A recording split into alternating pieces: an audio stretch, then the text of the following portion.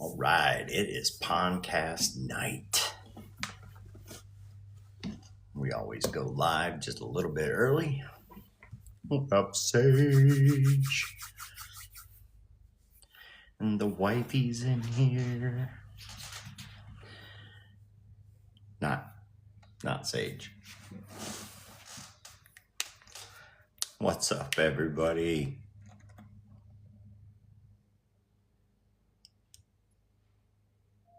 Fake ladies in here. Walleye guy. What's up? Gonna be a good night. Got a good show. Sims is gonna be the guest of the night. This is gonna be pretty good, pretty interesting. Sims does a lot of different things, and I think you're gonna be a little surprised. What's up, Brasher?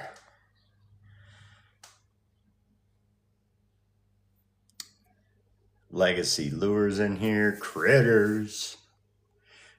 Critters is the next guest after Simm. Get this thing started. Appreciate it. Yeah. Thank you. Appreciate everybody coming in, taking a little time out of your day. Bees Baits, what's up?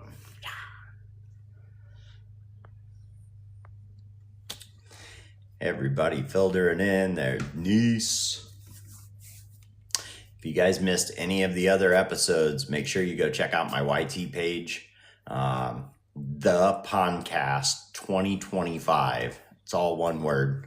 You can go subscribe over there and you can watch all of the episodes. Let's see. This is going to make, oh my goodness, 18. This will be the 19th episode. So there's 18 previous episodes over there. Some of your favorite bait makers. If you missed them, you can go over there and find them on the YT page. What's up, baby? 13 people in here. Jigs, what's up? Northwater Tackle. Sims is in here. Sims is in here, guys.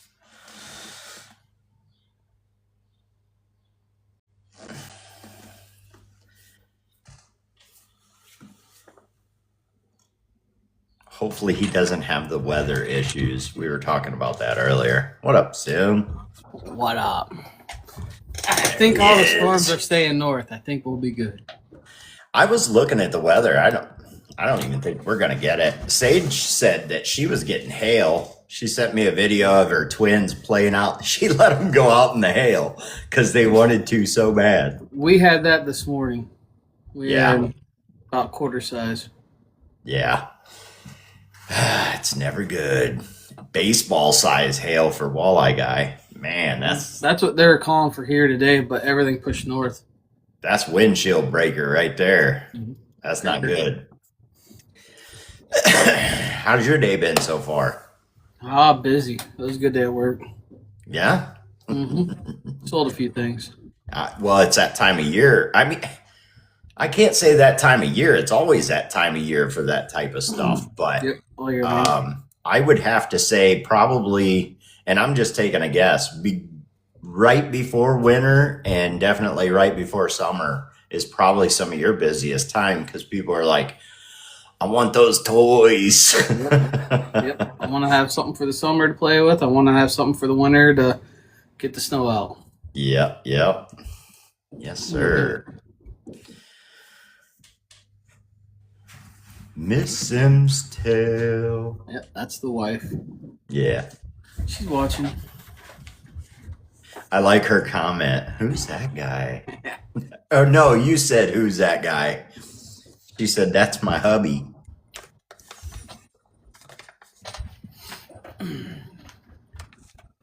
Lots of people joining in. Mm-hmm. Paranormal outdoorsman. Welcome in, buddy. What's up, Tim? MCA in the house. The Aussie. Oi, oi. Decline.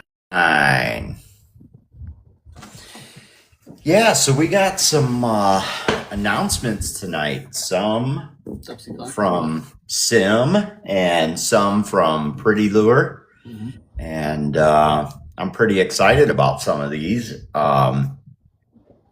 We'll get more into that in a little bit. We got about 10 minutes. I like to let everybody get in here and get acclimated. Mm-hmm. Honestly, it's so that I can get acclimated. Settle in a little bit. And of course, gotta have the monster. I got my sweet tea. Your sweet tea? The zero sugar sweet tea. Type 2 diabetic here. I was, me and the wife were trying to get into a new show the other night, and there's one out. It's called Happy's Place. It's got Reba McEntire and a few people from the original Reba.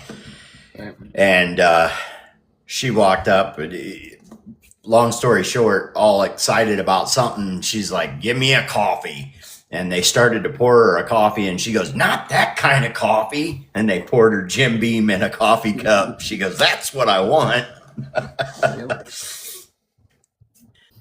Notice what color I turned my lights on? Orange. I had to match your logo, Right? I can't help it. Orange is kind of my favorite color. Yeah. Got these from Sims, by the way. Nice, pretty orange. We'll get into all that stuff.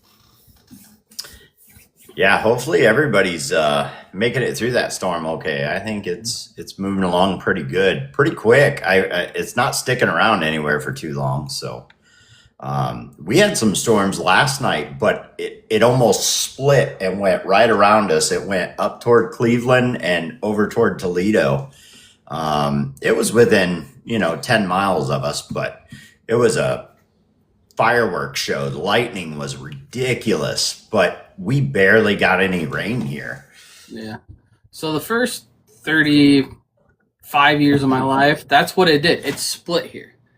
But this past 3 years, there has been three or four tornadoes in our town. What's up, Ben? And we're a small town. Yeah, Illinois has been getting hit pretty good. We already have, counting probably today, about 60 tornadoes this year so far. I hope that's not the case up here. What's up, John? What's up, John? Benster. Welcome in, everybody. Welcome in. Got about 7 minutes and we'll get started. We'll find out a whole lot more about Simm. Got quite a few people in here. Everybody's showing up. Welcome in, Lane. Welcome in, James. Michael. What's up, Otter? Welcome in, Franklin. Small town girl. Welcome in. Yeah, send them. Send all the corgis you want. No. Lauren hasn't made it in yet, has he? Oh, he'll make an appearance. Holly. The little Debbie's. Not down here. All in your freezer. Holly said keeping that hat facing forward. It might move to the back later on.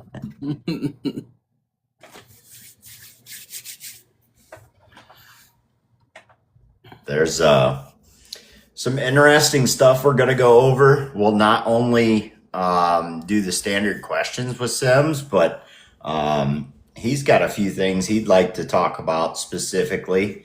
And then I have a couple things that I'd like to talk about specifically with Pretty Lure. And I think we'll get those specific things kind of right in the beginning when everybody's in here, and give them a chance to, without spilling beans, give them a chance to run around a little bit and still enjoy the show. So, yeah, that's as far as I'll go with it.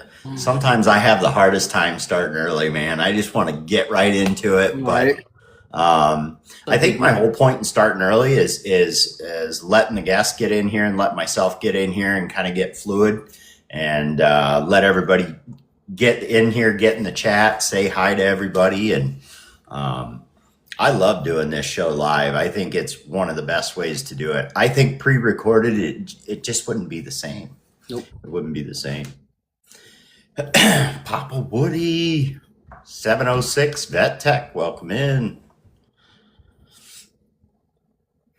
This is the only time I have to pay attention to the chat with people coming in and everything.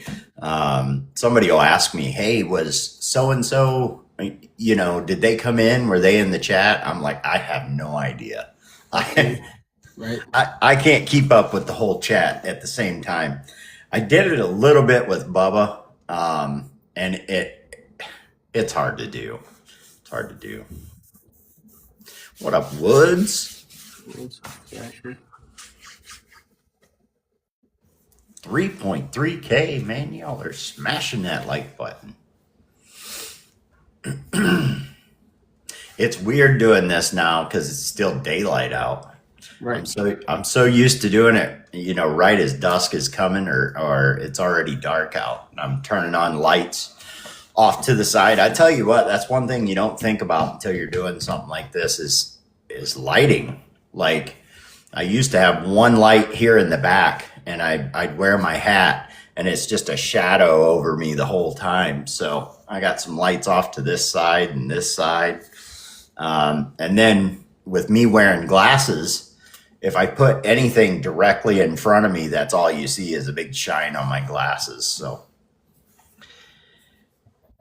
it's all I got quite a bit of lighting down here. Some lights that just hang over. I got the floating floor lights, these rope lights inside the booth. Yeah, I can light it up down here pretty good. I'm still waiting because I'm sure the price will come down more, but have you seen those LED honeycomb lights? Mm-hmm. And they just go right to the ceiling. I wouldn't mind having some of those. I think they would do really well. But you got to be careful with LED. When we're doing auctions and stuff, if you get too much LED going on, it starts to put a stripe rolling across the picture. And it's got to be. CS has that problem. Yeah, it's got to be the wattage that thing's putting out just messes with the camera when it's that close. We're getting close now. I'm ready. Sims has got all his swag on. Look at him. Yeah, I did dress for the occasion, I guess. Usually right now I'd be in a cutoff and doing something. Well, right now I would actually be eating dinner, watching the beginning of your podcast, and I'd finish up eating and I'd either go out to the garage and shoot saw plastic or come down here and have it still going and do something. Yep. So it's going to be hard not to do something for this hour and a half with my hand. I don't like to sit there and do nothing. I think we can keep you pretty entertained. But I do know what you mean. I have to make sure I'm home in time and get dinner done and get all these notes around and make sure everything's set up and ready to go. I try not to leave too much empty space. Once in a while it happens. I'm searching for something, but for the most part I do okay. But it takes a little while. I'm in trouble. Uh-oh. They got the little extra in their package. Uh-oh. I was going to say, how's he in trouble already? We ain't even started. Excuse me. Yep.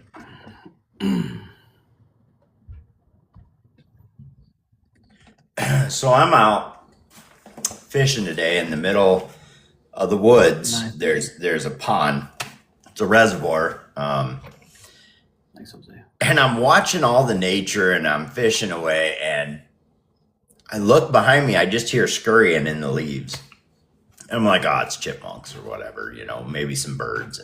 I turn around and it's 2 chickens.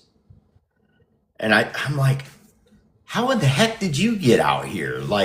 there's some farms close by, but they had to have wandered way off and got lost. I have no idea.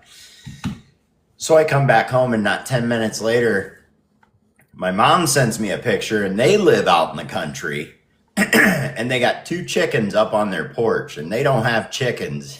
And I'm like, they're everywhere. Mm-hmm.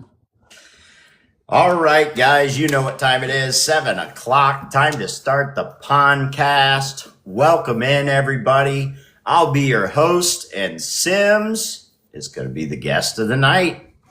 If you don't know Sims, you're about to get to know quite a bit about him. You have to go check out his work. He does a lot of different stuff. Appreciate it. He does a lot of different stuff, and we're going to figure out what all exactly he does.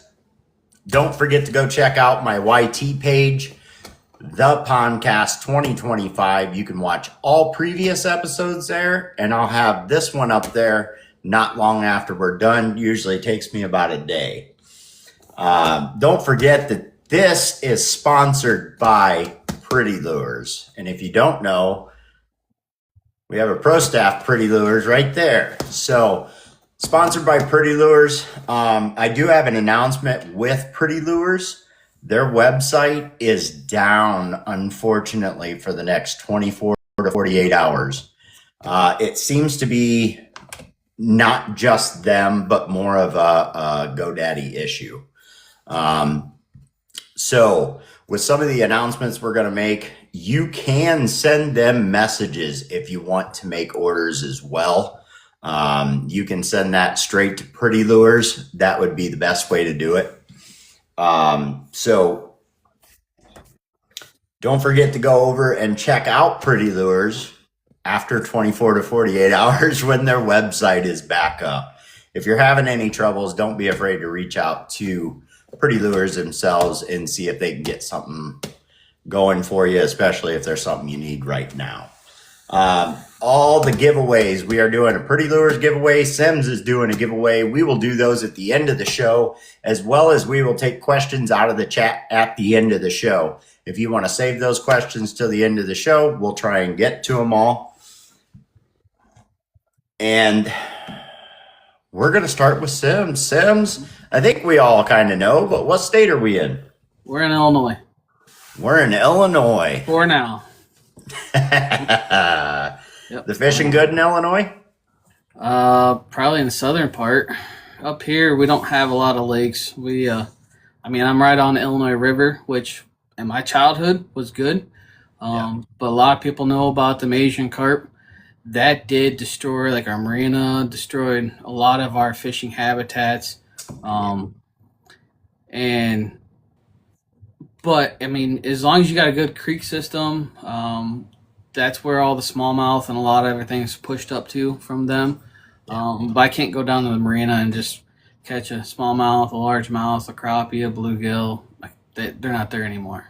So, I'm not real familiar with the Asian carp. We don't have them around here, but and I hope that we never do. But right. They take out all the forage, so the bass just move on. They reproduce so much, and they wreck everything. Yeah. Even our tubing, our skiing, your boats, these fish can get pretty big sometimes, 30 pounds or so. Yeah. You average about, 5 to 10, I'd say. But they jump out of the water, and once they hit, it's blood and slime everywhere. Yeah. And it's the vibrations of the motor and stuff like that. The shadow and the vibration. Jump out. We've all seen those videos, people getting knocked out of boats. Other guys think it's funny. They're putting on football helmets and going out there and seeing. They do a redneck events where there's swords, bats, you name it. Have you ever been part of the redneck event? I have. You have? I have. It is fun. I'll tell you, it is fun. A couple brewskis and a football helmet and let the fun begin, huh? Mm-hmm. Start swinging. There you go. Protect them chickens. Yep.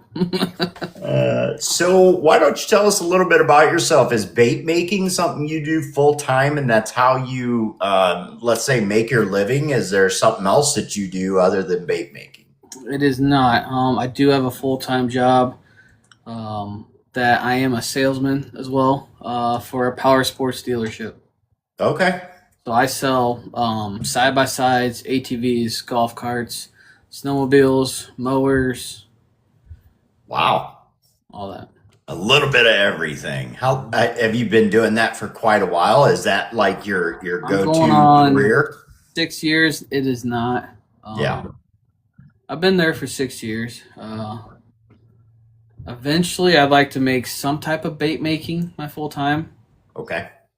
But I mean, probably won't be this. I mean, you got to do a lot to live off feeding a family of 5. So yeah. Well, yeah. So that's kind of my next question. So we're married. We can see Miss Simm's tales down in the chat, and then you have how many kids? 3 kids. 3 kids. Yep. I got 2 boys and a daughter. I got a 14-year-old, a 5-year-old, and a 2-year-old. Wow. That keeps you busy. Yes. So do you feel, in your opinion, maybe some of the future plans that you already have set are working more toward that goal of moving away from the sales and maybe getting more into what you'd like to do as a full-time career?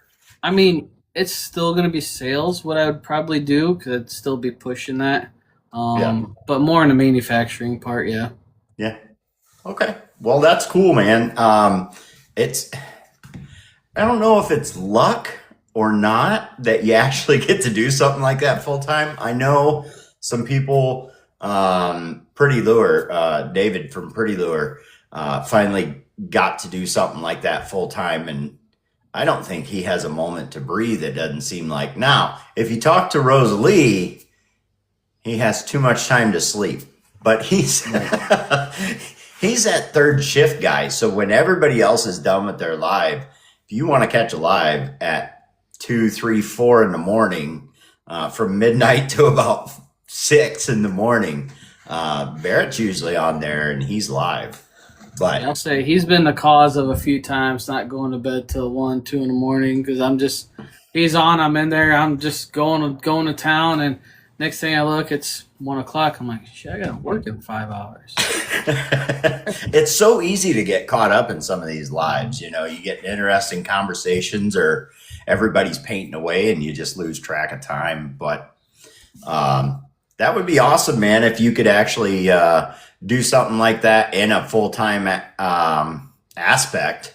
And whether it be the sales side of it or making baits, I don't think most of us will ever quit making baits no matter what we're doing. We all have that love for fishing, and I think that's how we got to where we are, which kind of leads me to my next set of questions is, you not only do hard baits, but what all do you actually do as far as bait making? So I started out doing inlines. Because like I said, I'm on the Illinois River, and inline, hybrid, striper, smallmouth, you name it, we'll catch everything, catfish. Yeah. And then I started doing some beetle spins. Still keeping with the blade. The river fishing, blades always work.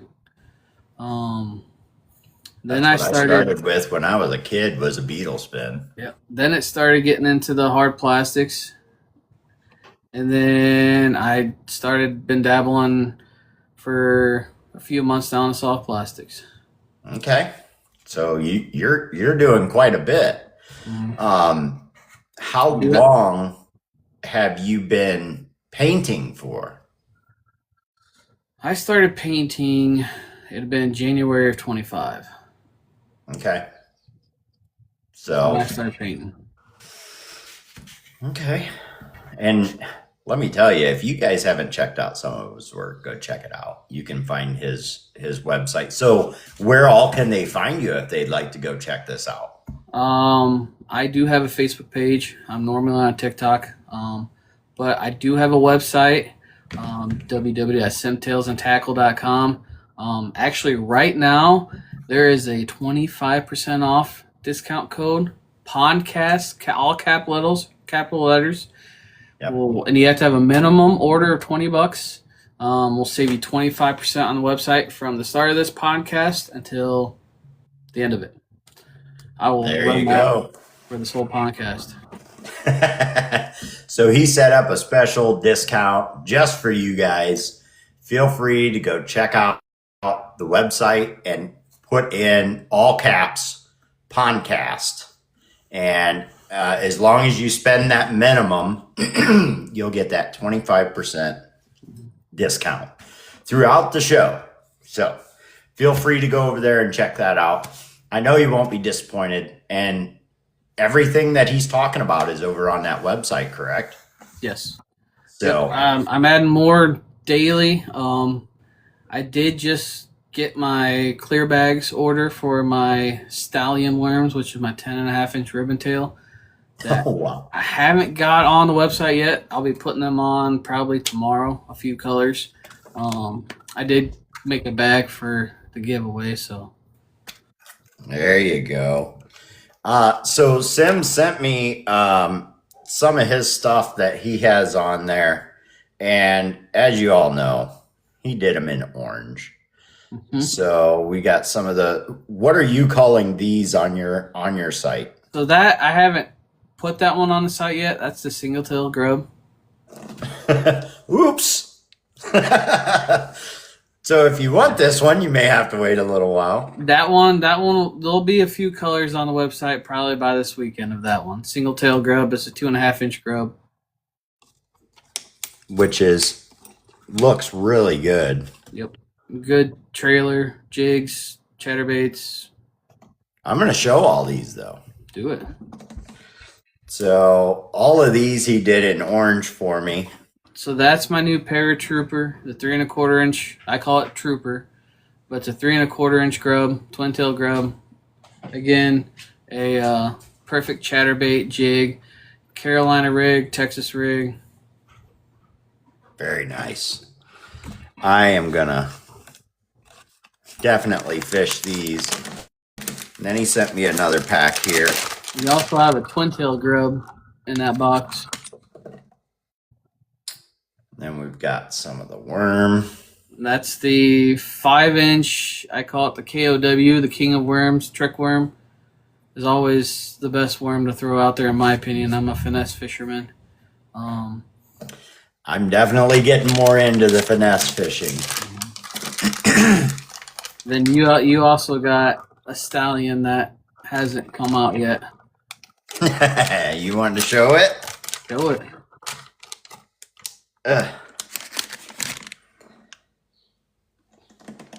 That's the 10.5-inch ribbon tail. That is a bait. Mm-hmm. And the color, this is translucent with all that silver flake in it. Mm-hmm. Very nice. If I had to pick a color of orange, this would be, I mean, we all know there's so many different variations of each color, but this would be real close to my favorite color of orange. So you can thank Bait Lady for that color. Say that again? You can thank Bait Lady for that color. Nice. Well, thank you. Thank you very much. All right. We're going to set those to the side. I'll get them arranged here in a minute. Make sure you guys are going over, check out his site.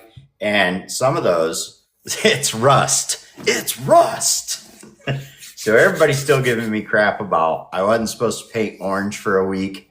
And I didn't paint orange. The color is rust, which is a variant of orange. I'll admit it. But I can't help myself. It's a great color. It's a great color. So get over there to Simm's Simm website and check that stuff out. Enter the discount code during the podcast. You can enter PONDCAST, all caps. You have to spend a minimum. Your minimum was the $20. Mm-hmm. So spend a minimum of $20, get 25% off. I mean, that's a heck of a deal. So get over there, show him some support, and then get back over here and watch the rest of this. So we went over how long you've been painting, and how did you get started in lure making in general? We'll just put it that way. So, I mean, being on TikTok, there's people making stuff. I've bought a lot of lures for years. Yeah. And I'm sitting there and I'm in motivated fishing. I was always over motivated, got a bunch of his soft plastics. And I'm like, you know what? I want to make some stuff for myself and just, do my own thing. And a few times I built a cart at Bait Plastics. Had a cart with some molds, about $1,000. and I about ready to click enter, and I'm like, no, erase it. And then I got a few other buddies that do soft plastic. Rhino's Baits was another one. He's down in Southern Illinois as well. And then our other friend, Paulie G, who's a tattoo artist up in a town about 40 minutes from me. We're all sitting there. We're all getting together to go fishing. I'm like, you know what? Like, they're bragging about the soft plastic, this, that. I'm like, I'm going to go get some rooster tails, and I'm going to outfish all you guys. And no BS, I did with rooster tails. So I'm like, you know what? I'm making inline spinners. Okay. So I was on TikTok with a buddy of mine. We call him Bubbles, Hook All the Fish. We call him Bubbles as well. But we'd be on TikTok just all BSing, and I'm sitting here and I'm going through all these Barlow's, Jansnat Craft, looking at all these places for blades, bodies, wires, everything. Yeah. Then I get a message from old J Nell. So Jason Nelson, but he messaged me like, hey, don't order anything yet. I'm going to send you a box. I'm thinking like, a guy's going to send me a box of fishing lure stuff on TikTok. I'm like, kind of skeptical. I'm like, okay. Granted. So I gave him my address. My wife's freaking out. We don't need to give our address. No one needs to send stuff. It's fine. So he sends a box. I open it up and I'm like, holy crap. He's like, messaged me out. All right, you got your box. What do you need to order? I'm like, not much.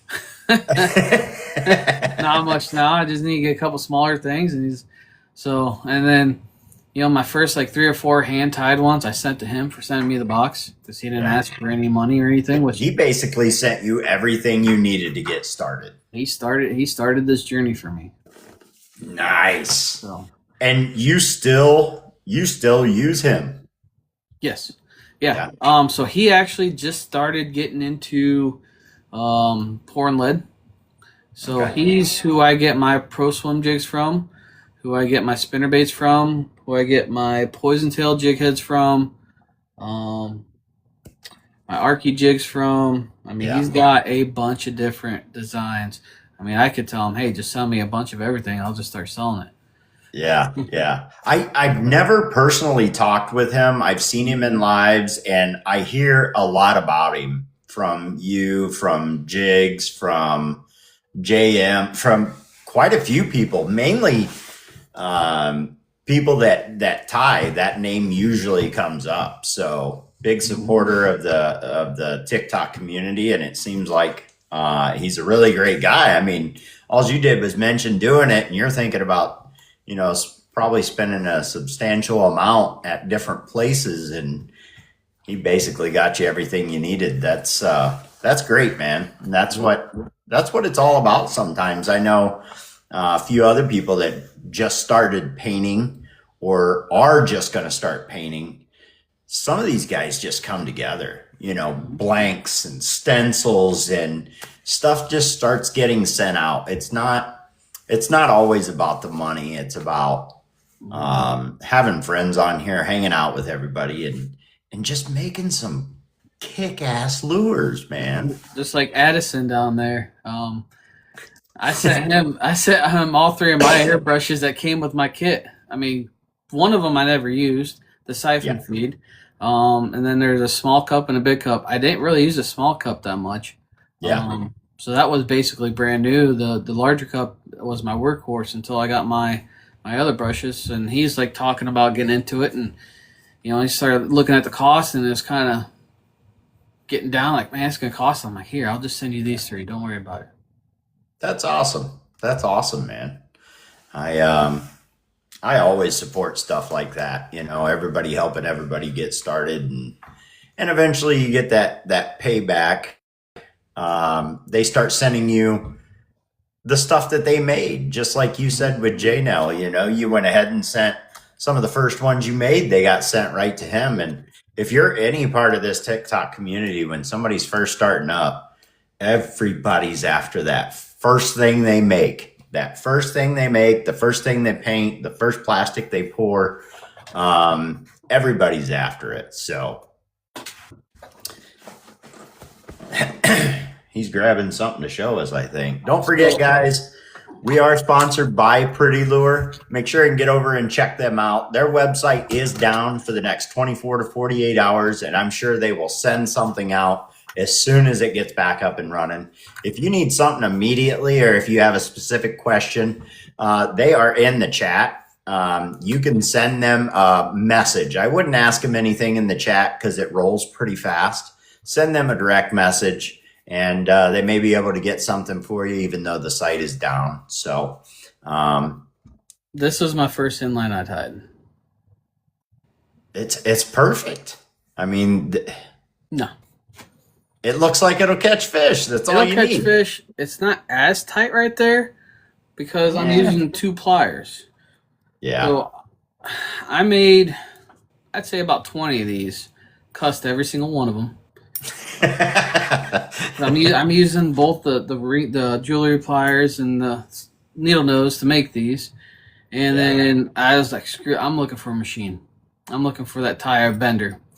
And that's when I found the Hagens. Really? $200. I'm like, I need to get that. So I'm like, I started making some of these to sell, and I had a few donations from some pretty good friends of mine that were like, here, let's get you that machine. I'm like, don't have to do that. I don't want that.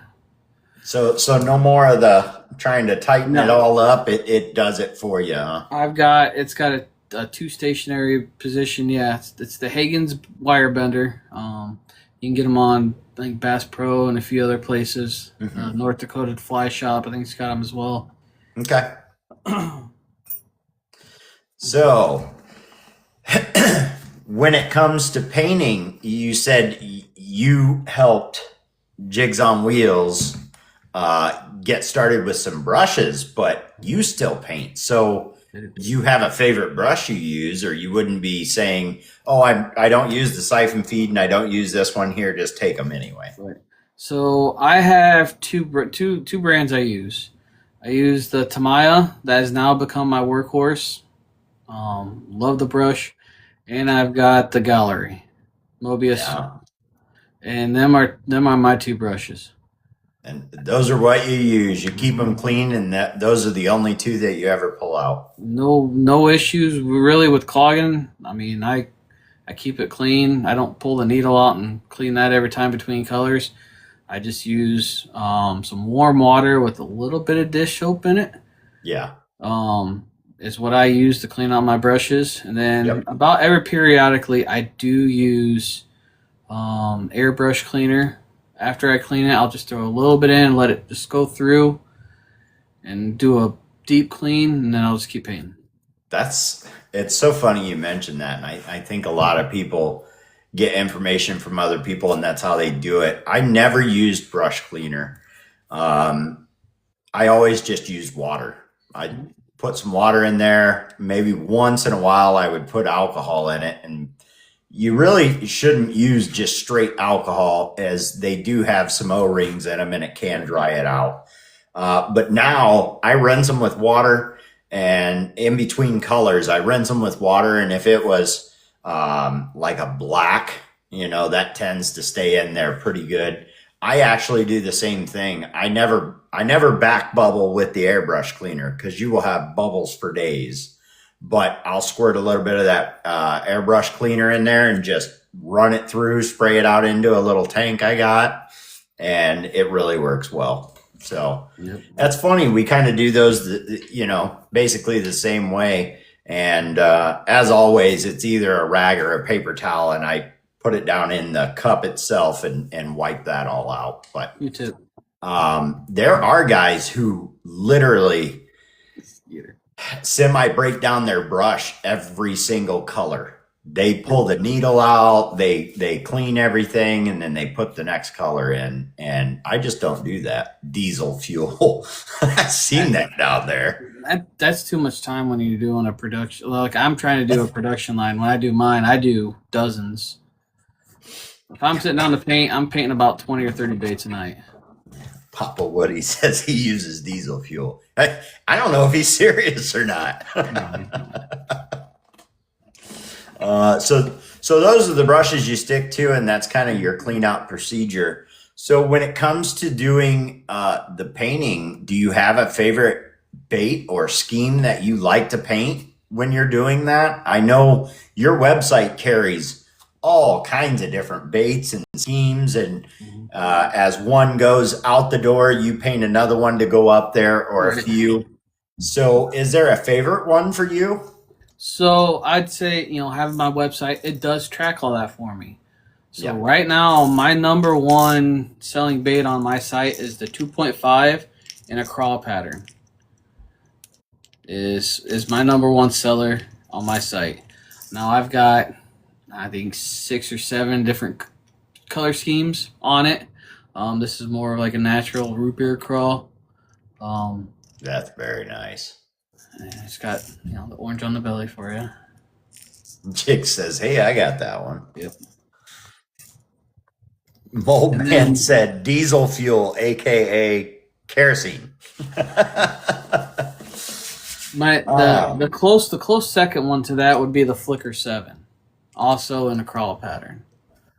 I do a lot of crawl patterns, but they're good sellers. People love that crawl pattern. Not every time is somebody, I think the best saying is a lure catches twice, right? First, it has to catch the fisherman. If you're not interested in that lure, you're not going to buy it and fish with it. There are some instances where somebody says, hey, you want to catch fish, use this exact lure and this exact pattern, and they'll just go buy it because their friend said so. But for the most part, you have to catch fisherman first, and then he can go catch the fish with it. So that crawl pattern, I think the crackle pattern sells really well. Sometimes there's so many of them out there, people get too many of them, and they kind of lose interest. But that crawl pattern is something that I have yet to paint. It's coming soon. I'll probably start painting that one. But very nice work, man. And then I'll show you my first ever lure I painted. Yes. And it is micro. So I'll get it down here. You see the scale pattern on it? You can. So that is the very first lure. It's a micro popper that I painted. It actually looks good, man. It's got some pattern to it. It has good solid coloring. I think when you first get started in painting, I would say 90% of people either go with one solid color just because it's their first time painting with a brush at all, or they go with that simple 2-color fade. Not a lot of people, and I'm not saying nobody does, but most new painters will go with those simple, just solid colors versus putting a pattern into it right away. So when I first started painting, I had some paper plates, and that's where I played on first. I played around on that before I was nervous as all get out. Trust me. Yeah. I was playing on there, doing lines, shading 2 colors together. I started just doing on paper plates. Yep. So yeah, I think when I first got my airbrush, I got it, and the day I got it, I'm like, man, I'm gonna paint so much stuff, and I was nervous to even put paint in it. I'm like, I don't even know how to clean this thing. So I started taking things apart and just kind of looking at it. And I was actually afraid to fully tear down the airbrush. I always took off, the nozzles off the end and stuff like that, but I never fully disassembled the back. Like take out the needle, take out the trigger, take out the diode for the air. I couldn't think of the exact name for it. And then start running a needle through there to actually clean out the packing in there and stuff like that. And when I say that, I mean, I was well into painting, and all of a sudden I could not put the needle back in the brush anymore. That's how long I waited.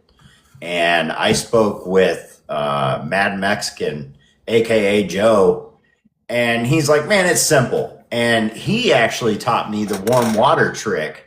So you take and you use a bowl and you tear it all down and put all the pieces into the warm water with a little bit of Dawn dish soap and just let it soak. Let it get all loosened up. And the first time I ran that wire through there, big boogers of black was just coming out of there. And my brush never worked better after that.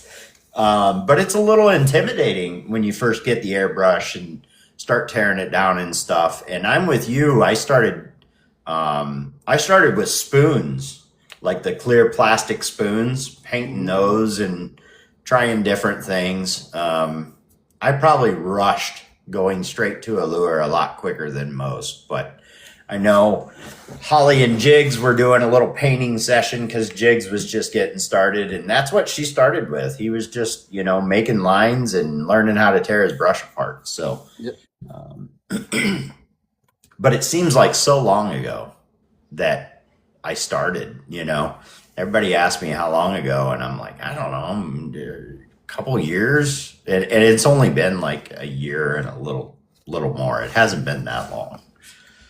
But so we know your favorite airbrush and some of your best-selling paint schemes and things like that. Do you have a certain hook that you use all the time, or do you kind of grab whatever hooks? I use an inline hook. Okay. And W Lure is where I get all mine from, just like Pops does.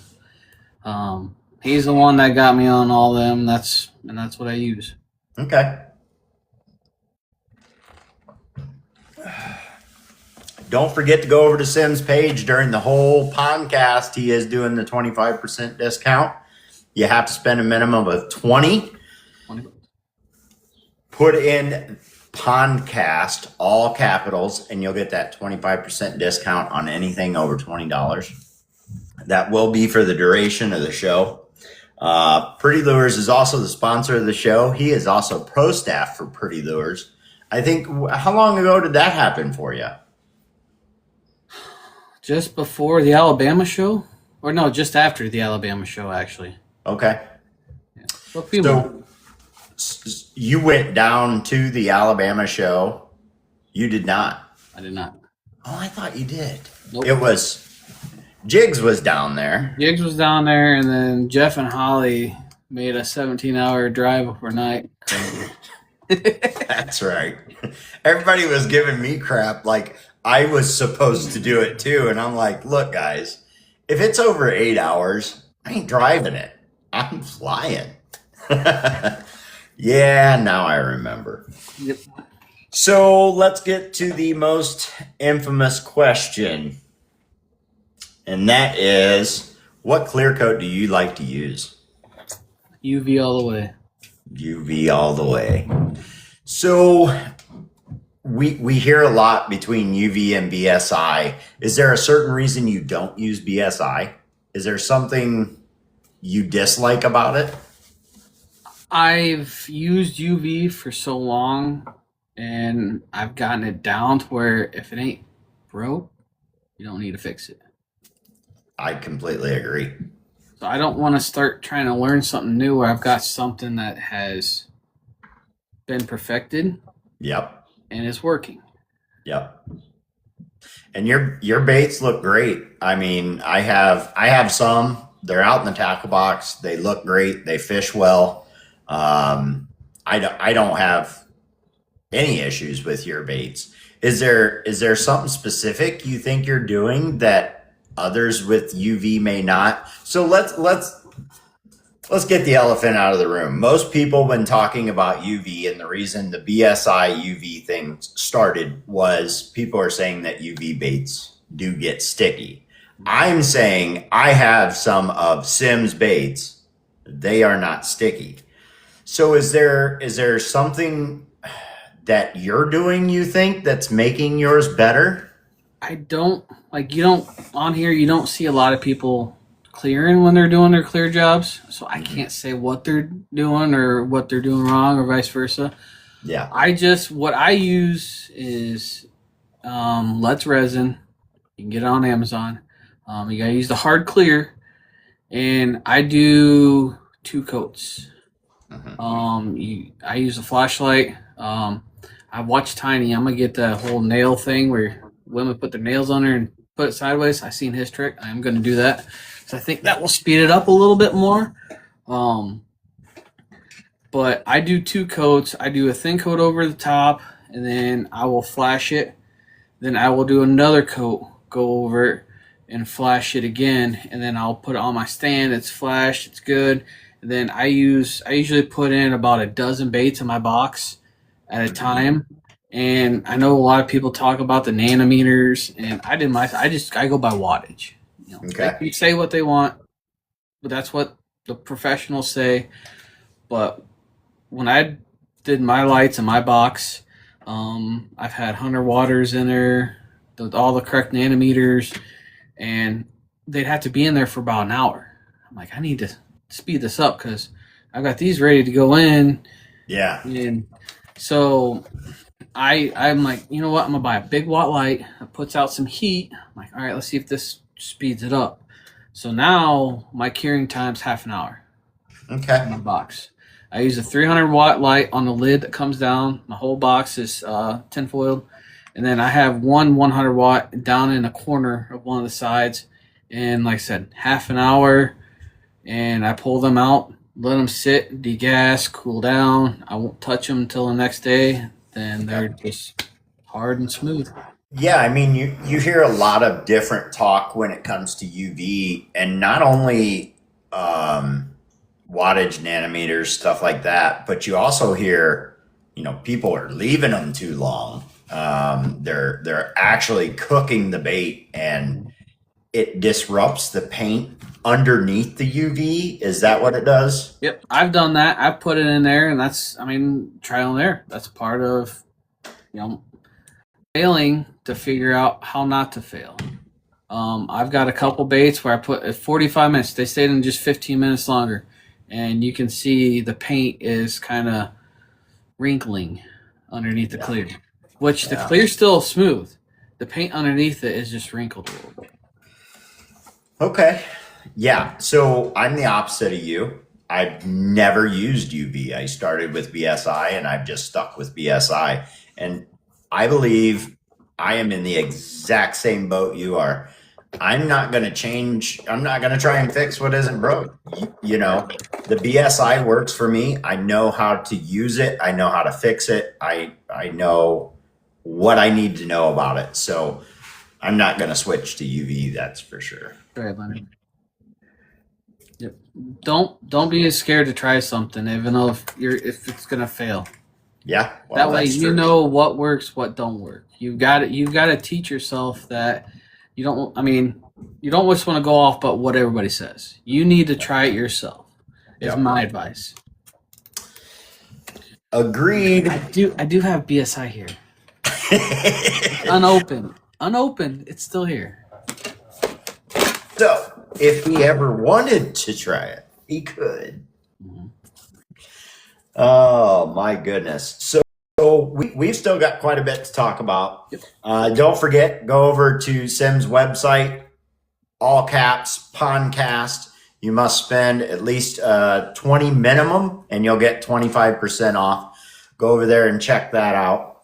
Also, the other announcement would have been Pretty Lures. Pretty Lures website is on for 24 to 48 hours. It's something internal. It's not just their website. It has to do with the maker of the website. You can send Pretty Lures a message as there's something you drastically need. They completely understand bait making. David himself is a bait maker, so he understands that when you're ready to order something, you should have been ready to order that about 2 weeks ago because you're probably down to the last little bit of what you have. So they try and get your orders out in a timely manner and get them to you quick. Correct, Ollie. And we're going to give Sims a little bit of a break. Pretty Lures has an announcement. So the announcement for Pretty Lures, the first thing is they are going to do something for their 1 year anniversary. They've been in business for almost 1 year. So from April 15th to May 1st, and yes, we're praying they get the whole website fixed. So from April 15th to May 1st, they're doing a sale for their website. And I made a mistake and didn't write it down. I believe it's 15%. You guys are down there in the chat. Please correct me if I'm wrong. So they're going to run a percent off of your purchase over there. Oh, somebody asking what you use. They're talking about UV. So Gotcha. This is what I use. They also, Let's Resin also makes a 2-part epoxy too. And they make color UV, but it's not hard like the clear, so that's why I don't use it. It's going to be various things over there. Okay. So make sure you go over and check out Pretty Lure. From April 15th to May 1st, there's going to be various things going on. They're going to celebrate their 1 year anniversary. And for them celebrating their 1 year anniversary, you get the deals. So make sure and go check them out as well. The other announcement comes from the painting side of Pretty Lures. As everybody knows, Dave is Barrett Bates. Barrett Bates has been painting lures for a very long time. As a matter of fact, they used to do something called the Friday Night Lives, where him and a group of guys, only that group of guys would get online and they would paint and they would do giveaways, big giveaways, lots of baits, all kinds of different things. We talked about this when Paul Tark was on. Well, Paul Tark and David and Pretty Lures and everybody kind of got together. And I'm going to pull my note up here. So the Friday Night Lives will be starting this Friday. This Friday is going to be the first Friday Night Live. And the people that you're always going to see in there, these people always have a spot. And that is going to be, of course, Pretty Lure, Barrett Bates, one and the same. And then it's going to be Paul Tark, Benster, Smith and Whiskey. Those spots will always be filled up every week. And what is it? We can do 8 people in a live, or is it 9? Like 9 counting you. 9 counting you. So the rest of the spots are open to everybody else. However, you can't just show up on Friday night, right? You need to message Pretty Lures. It's always going to be on Pretty Lures page right here on TikTok. Every Friday night, they're going to host it. And then various people can get in to paint with them on those Friday nights. Send Pretty Lures a message. If it's already full for this Friday, they'll try and get you in for next week. So make sure you send a message. Don't show up on Friday night and get bummed out that you can't get in. If you ask me, this is going to be really popular. If you want a spot, you better get that message sent out or you're going to be waiting a little while. They are going to do giveaways every Friday. So every Friday, they are going to do 20 giveaways at $10 each. So that is $200 worth of giveaways every Friday, plus whatever other bait makers decide to do. So it's going to be, I think, pretty exciting. They said, we'll make a post. We asked for people to try to schedule a spot, and everybody's welcome. And that is everybody. Oh, it'll be 10 at $20 each. I'm sorry. I had that backwards. Scratch that, erase it, say it again. So that is Pretty Lures' big announcement. They're running a discount for the 1 year anniversary, April 15th to May 1st. Friday night lives are coming back. Barrett, Benster, Paul Tark, Smith and Whiskey will always be in there. Hopefully, once in a while, some people can't make it, but that's going to be the basic lineup every week. And if you would like a spot to be in the Friday night paint-offs, Friday night live, send them a message and they'll get you in there. I know I'm going to. I may not get in the first one because I haven't sent them a message yet, but I'm definitely going to get in there. There's so much you can learn from these guys. I don't know that anybody would disagree when I say that the names that are on every week for Friday Night Live are some of the OGs of painting, right? So a lot of that stuff got started up. A lot of the stuff we do today got started up because of what they were doing, at least for this group. So I'm excited about it. I hope you guys are too. And once again, don't forget to go over and check out Simm's. Go over and check out his website. He is doing 25% off for the entirety of this podcast while we're live. Order over $20 worth of stuff, get 25% off. That's a heck of a deal. Yep. Use code PONDCAST when you check out. Yes, sir. Yep. At 7 Central. Yes. 7 p.m. Central. I'm sorry I missed that. Yes. It will be every Friday, 7 Central. I don't think I missed anything else. If I did, tag me down in the comments. Now, back to you, Mr. UV. Oh. Okay. I guess while I was making some of those announcements, there was some good chatter going on about UV down in the chat. Mm-hmm. I seen you holding up some stuff. Somebody else was saying, make sure you screenshot that. I see Skeeter Lures down there making quite a few comments. I think he's a UV guy as well. And he was saying that you guys actually live pretty close together. So he says about an hour and a half from me. Yeah. I've been keeping up with Skeeter and looking at some of his work. He does some great work as well. So, yeah. And before I forget, I always forget. But tonight I made a specific note because my little brain could not remember. Next Tuesday on the podcast is going to be Critters Custom Tackle.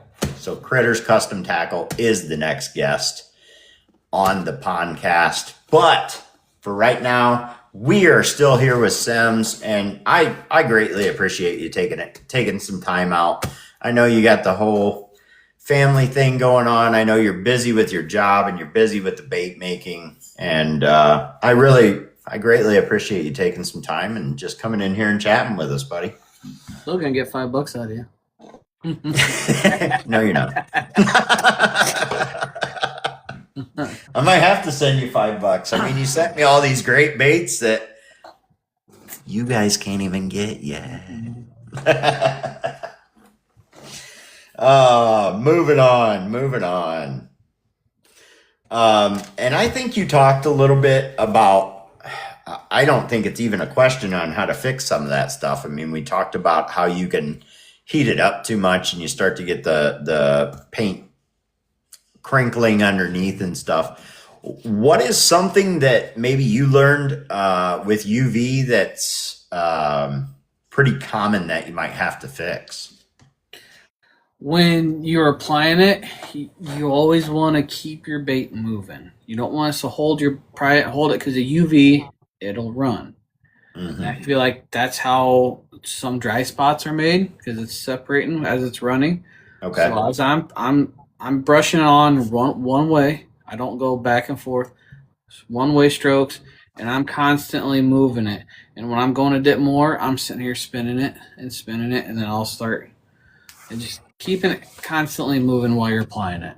And you said 2 coats, so you don't do a thick coat and then flash it. Correct. You do a nice, basically just cover the bait. Yep. And then flash it and then go back over it with a second coat. So that's your minimum. Every bait that you put out gets 2 coats no matter what. Yep. And after that 2 coats, you're not having any dry spots at that point. That's good. It's good. What about plastics? Man, you're getting into the plastics. I know we were setting in a live and I seen you just doing a couple here and there, and you're like, nah, I don't know. I just decided to, check it out. And now it's kind of becoming something that's part of Simm Tails and Tackle. Yep. So I've had a lot of people ask me for a few different styles, and the big game changer was getting my dual injector. I love playing with colors. So I'm mixing colors and putting them on, seeing how it's doing. Yeah. Yeah. That's good. Is there a certain right plastic? What's that? Just got an order notification right there. Somebody's ordered. Nice. Get over there and check it out, guys. I mean, that's a heck of a deal. So Plastisol, do you have a certain Plastisol you like to use? LureWorks Plastisol Pro. Medium. Okay.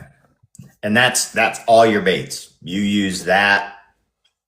That is what you use the entire time. And how about, I'm trying to get more versed on plastics and what goes into it. As you guys all know, the only thing I do is the airbrushing of the hard baits. So it does make it a little bit more difficult for me to think of the correct questions to ask these guys.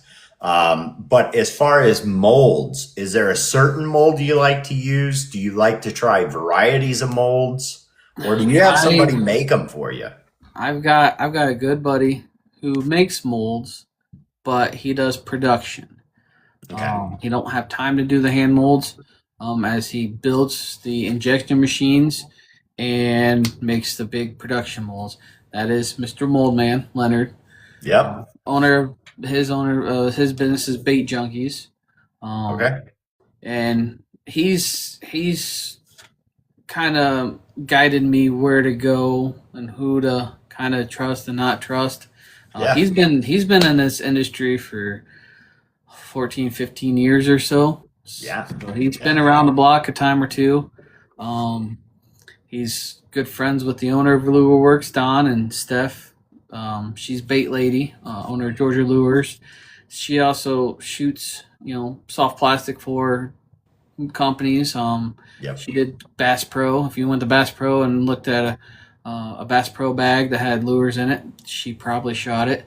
Now they just bought like 30 machines from Leonard or so. Yeah. Give or take or two. So she's taught me a lot on colorant, glitters, Plastisol. Again, she's been in the industry just as long as he has. Yeah, I was gonna say it's not just him and it's not just her. It's almost like a family affair down there. Yep, and I know you and Lauren and Jigs went with you too. Yeah, Addison came with you. Yeah, y'all went down there and you kind of met up with them like we all like to do. You meet somebody on TikTok and you get to be friends this way. And eventually you want to go down and actually sit with these people and share a meal and go fishing and hang out. And you guys actually got to do that. And you guys were on live, you were sending pictures. It looked like you guys had a really great time, and they seem to be down to earth people and willing to kind of show you around, and I think they even let you guys make some things, Yeah, I was down there with a couple of their hand molds and just playing around, and it was fun. Yes. Now, you have a lot of 3D printed stuff that you do. Do you do the 3D printing yourself? That is all Bait Lady. That is all Bait Lady. Yep. So she does that in general for people, or is that something she just does for you? She'll do it. Depends on how busy she is. Yeah. But when I go down there, I get to get on her computer and I get to play around designing stuff. Yeah. And all right, whenever you get time. But she's got a lot of 3D printed stuff in her own little shop of hers. Anything, keychains, you name it. She does a lot. She doesn't have them up on a website yet. Mm-hmm. I've been hounding her too, but she's pretty busy with her full-time job. Yeah. But she's got a lot of stuff, and her daughters, Michaela, she does freshies. So all our vehicles have freshies in it. Yeah, she does. I remember that now. And then their other daughter, Mackenzie, makes cups. Pretty neat. They're a crafty family down there. And so Simm's I'm going to bring this up. I'm just going to bring it up. Simm's came out with something when it comes to lure stands.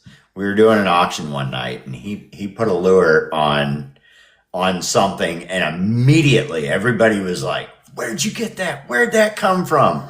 And it's called the casting couch. He has never answered me as to where that came from. So I got that before I met Stephen Leonard. That came from Custom Vinyl Creations, Jared. Okay. He actually made that. I could have swore. While we were talking about Georgia Lure and Bait Lady and their whole family doing that, I'm like, that's where it had to have come from. I mean, that is like Miss Simm says down there, that's your Georgia family, I'm like, that's where it came from. He's just not saying it. So yep. The casting couch. She made Lauren's casting couch for his box. Gotcha. Yeah. I know Lauren's got a whole setup. If you've never seen, I think Lauren has a paint booth, and then he has a playhouse over here where it's like street signs and people and he's got all kinds of stuff. So he's a kid at heart, and I think we all are, and being crafty like this and hanging out with everybody and one person has something and everybody else is like, "Oh man, where'd you get that? I gotta have one, and I want it yesterday." So as you guys know, I teamed up with C-Klein, Dead On Baits. Dead On Baits has a website. You can go over there, deadonbaits.com. And he actually has a profile up there for me. I'm getting ready to send him some pictures and stuff like that. So I'm pro staffing and helping with some research for him. And he does the 3D printing as well. When I first started talking about 3D printing, I was like, there's way too many people doing it. That's not the case. There's so many people that want so many different things when it comes to 3D printing.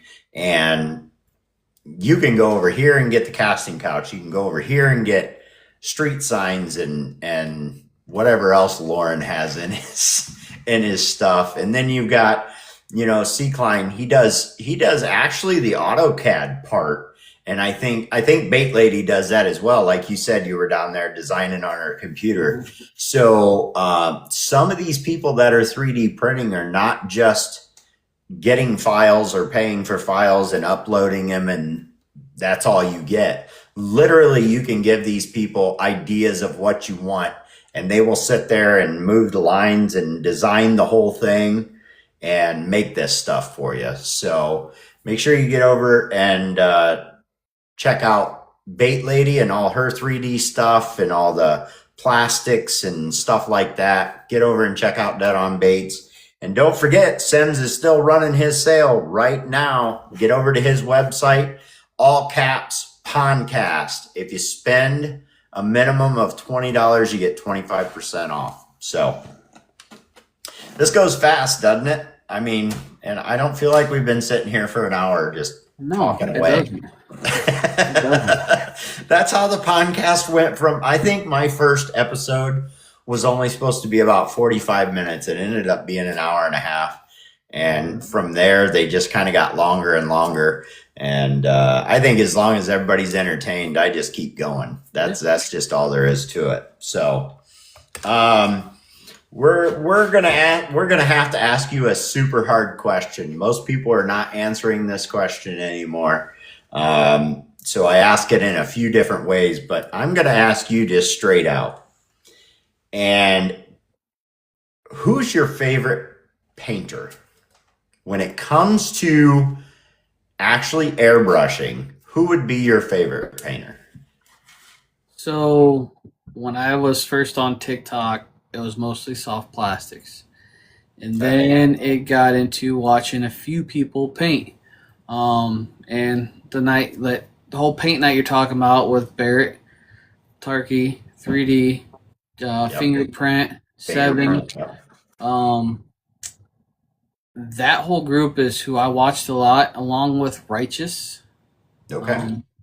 James. I would say for pattern design wise, it would have to be Righteous. For me, it was Righteous. First starting.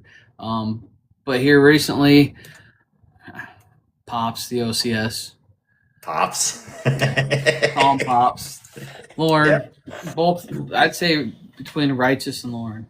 Lauren's lures. Lauren does some great work. Righteous does some great work. There's a lot of people out there who do great work, and I think that's what makes that question so hard to answer. I don't think it's really, I don't want to hurt his feelings or her feelings. No.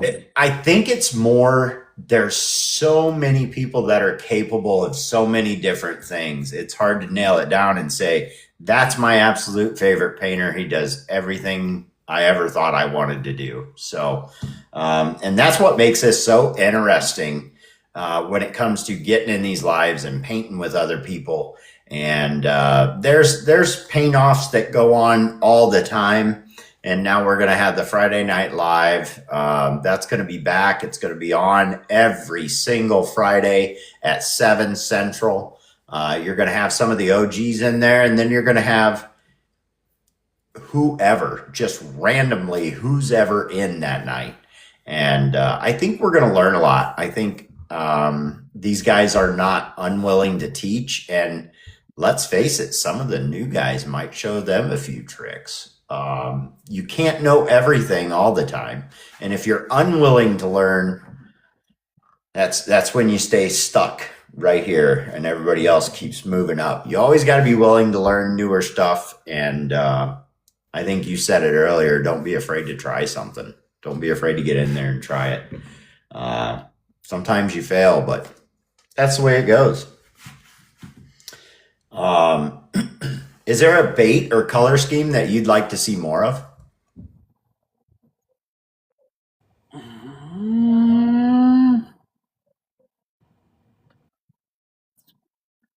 I need to. Not really. I mean, okay. I see everybody does a ton of different schemes on a ton of different baits. Yeah,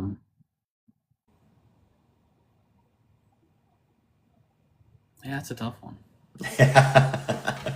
I'd have to say, if somebody asked me that question, it would be pretty tough to answer, because there's so many people out there. They go completely natural baits. Some of the bluegills and crappies that you get to see, they're amazing. I think I'm trying to perfect a crappie pattern a lot more. I think everybody, I won't say everybody, I think a lot of people focus on the bluegill, which is a very difficult one to nail down. There's so many different colors when it comes to that. I haven't done much bluegill in that. I've done, I see, a couple 2.5s. I think that's about it. Yeah. Yeah. I'd get bluegill then. I tried a couple bluegills, and it's tough to do. The colors are dark in certain spots and lighter in certain spots, and when you're trying to layer up colors like that, it's hard to really bring it out. I know there's a few painters out there. I know there's a few painters out there that really work at perfecting that bluegill. I'm really working at perfecting that crappie color, more that undercolor of a crappie, because it's kind of a bone silver with a little greenish in there. But yeah, that's the one I'm working on. So I'd like to see more crappie colors out there. Let's see some of the crappies, guys. Let's see. When you're fishing, are you mainly fishing from the bank or from a boat? Bank. From a bank. Yep. So you don't own a boat, or you just mainly fish from the bank? Nope, don't own a boat. I was gonna get a boat when I sold my car, but 3 kids, wife, things happen. Enough said.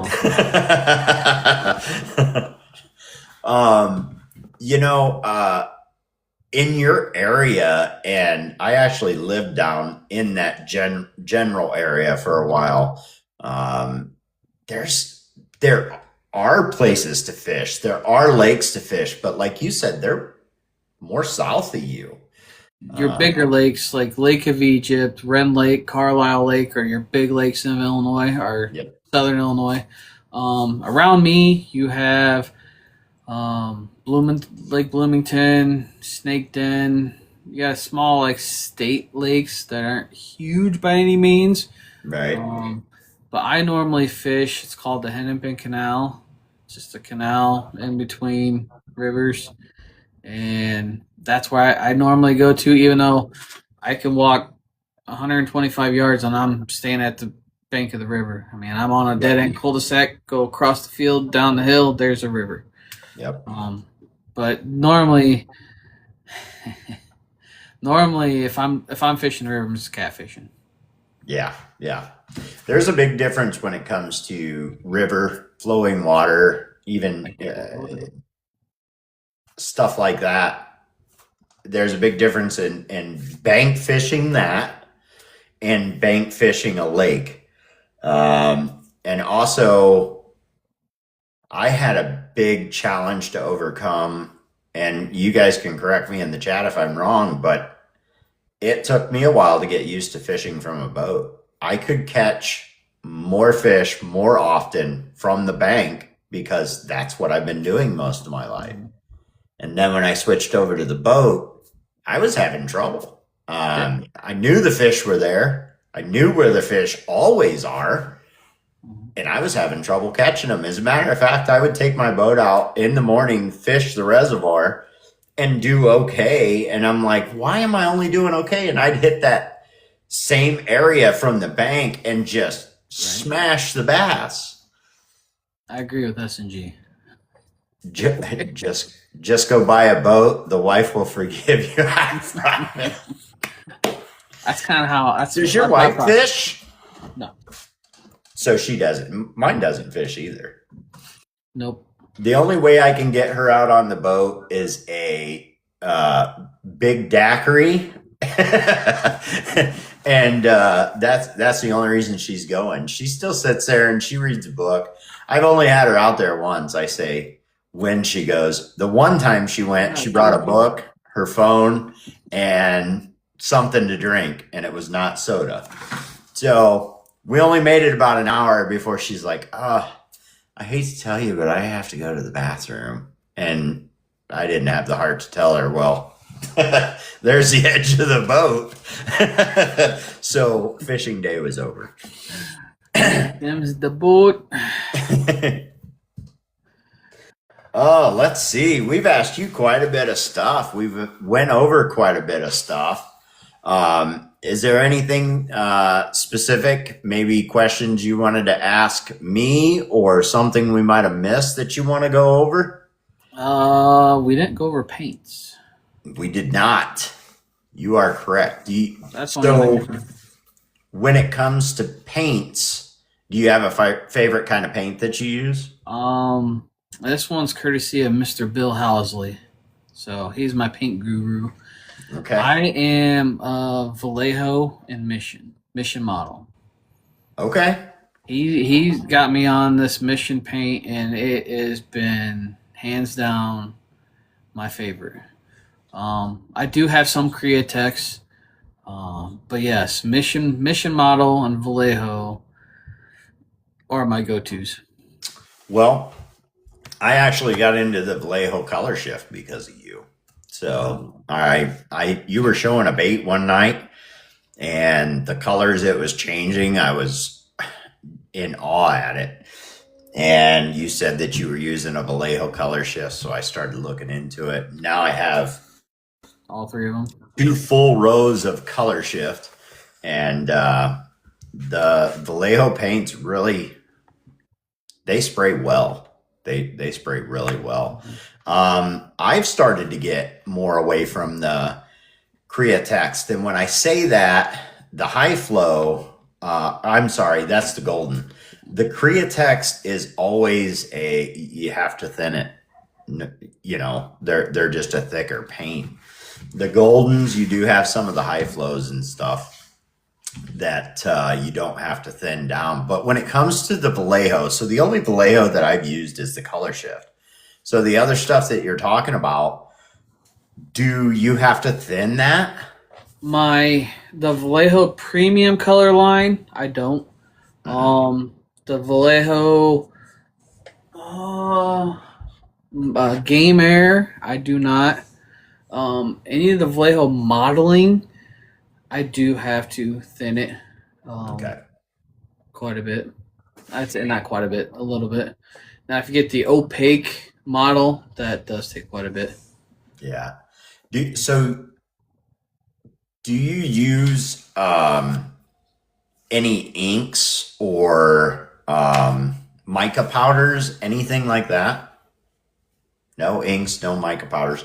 So when you guys go over to his website, and I'd suggest getting over there to check it out, because pretty soon we're going to start with the giveaways over here. We're also going to open up the chat for the questions. So if you haven't gotten over and checked out Simm's website, go over to what's the name of the website? It is simmtailsandtackle.com. Simmtailsandtackle.com. Enter podcast in all caps. You have to spend at least 20 over there, and you'll get 25% off. So make sure you go over and check that out. And while you're over there, take a look at some of those baits, and hopefully you can see some of the color shifting coming out in those things, because I would have swore he used more than just regular acrylic paints, because they look really good. You know, he does a great job. Thanks, Fish. You got that 4.0.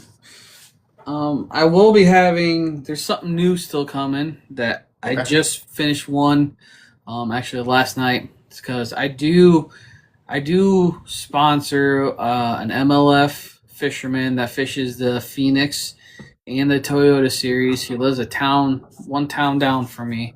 And we've talked quite a bit here this last week on he's going to be going up to actually fish the Mississippi up in La Crosse, Wisconsin. Okay. And he wanted a couple spinner baits, and I'm going to wait for my color to get in there to make some soft plastic, but it's a 3/16 ounce spinner bait that will be coming to the website. This is his pattern he wanted on it. So this will be coming to the website as well. Something micro. It is a little micro spinner. I got a micro everything. My first set of baits were micro that I painted. I had the 30 millimeter lipless, the bean, the micro popper, the micro jerk bait. Yeah. I actually painted my first, I guess you could consider micro today. Yeah. Well, let me take that back. I clear coated it today. I painted it the other night. I am not a micro fan.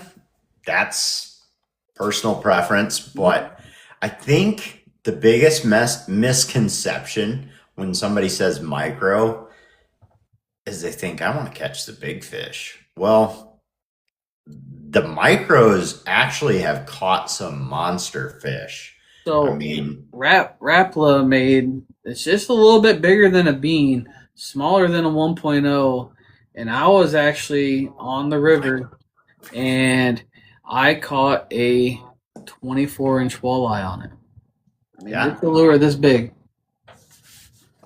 they are they will feed on anything. Just because it's a big fish doesn't mean it's not going to grab an easy meal just swimming by. I mean, that's all there is to it. So maybe I should fish some micros. I don't know. We'll see. We'll see. I'm just getting to the point to where I'm going to fish swim baits and things this year.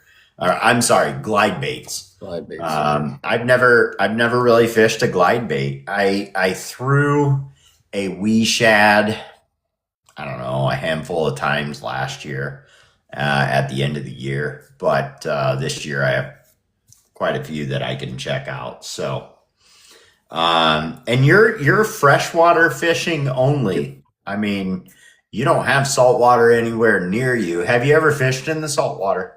No, I have not. Okay. Okay. I'll save some of the questions for people that are going to ask in the chat.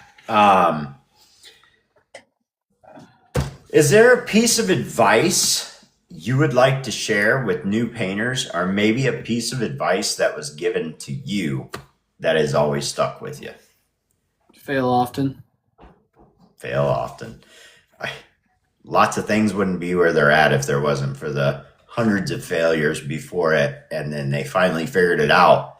And when they figured it out, they passed it on to everybody else. So, fail often, exactly. never sell yourself short. There you go. Sound advice. What do you guys think? You ready to do some giveaways? Simm? I'm ready. I've been ready. I'm looking at this box next to me. Somebody's gonna get lucky. I don't think I ever. Yeah, I got your message. We're going to do the giveaway for you as we do it all the time on here, correct? Mm-hmm. One winner. One winner. One winner, one person. I know I got some moderators in here. I usually bring up Bubba's Custom Lures. Is he in here? I haven't even been able to look. Bubba. BFE's in here. What's up, Johnny boy? He's the one. He started TikTok, just making baits about the time I was too. He's stuck on the soft platform.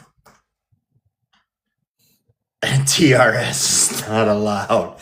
You know, the last giveaways that we've done has been them quite a few times. Ooh, critter! There you go. Where is Bubba? Thought he was in here. There's so many people in here right now. If he's in here, he can request up. Maybe we can get him to spin the wheel. I'll give him just a few minutes to request up. I'm actually not seeing him. Holly, you have the app as well, don't you? You're the one who introduced me to it. He's Ubering. Oh, he's Ubering.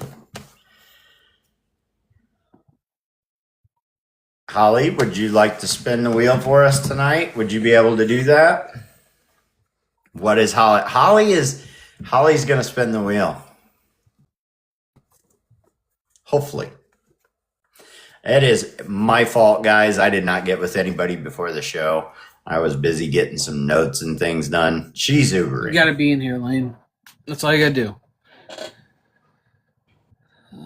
Let's see here. Where's Sage at? That's what I was thinking. Now watch, she's not in here. She's in here. We need your help, Sage. Come on, Sage. Come up here, Sage. Please. The people like, Sims is here. F that. are waiting. There we go. Sorry, guys. I was trying to pull it up. I appreciate it. What was I going to do here? I was going to put Sims in the bigger box. Do mine first. So we are going to do Pretty Lure first. We always do Pretty Lures first. Pretty Lure always gives away a gift code, $25 gift code to their website. You can go over there and redeem your $25 gift code if you are a painter. If you are not a painter and you're just a fisherman, Barrett Baits is going to custom paint you a bait, or you can pick one that he already has made up. What do you think? Are you guys ready to spin the wheel of suspense and see who's going to win? I am going to give Sage the number. Remember, guys, you have to have made a comment or at least liked the live so that you get a number beside your name. If you've not done anything with the live, you do not have a number by your name, which means you will not be part of the giveaways. So I'm going to give you just a second to do that. And I'm going to take a look. We have a lot of people in here tonight. My goodness. Thanks for showing up, everybody.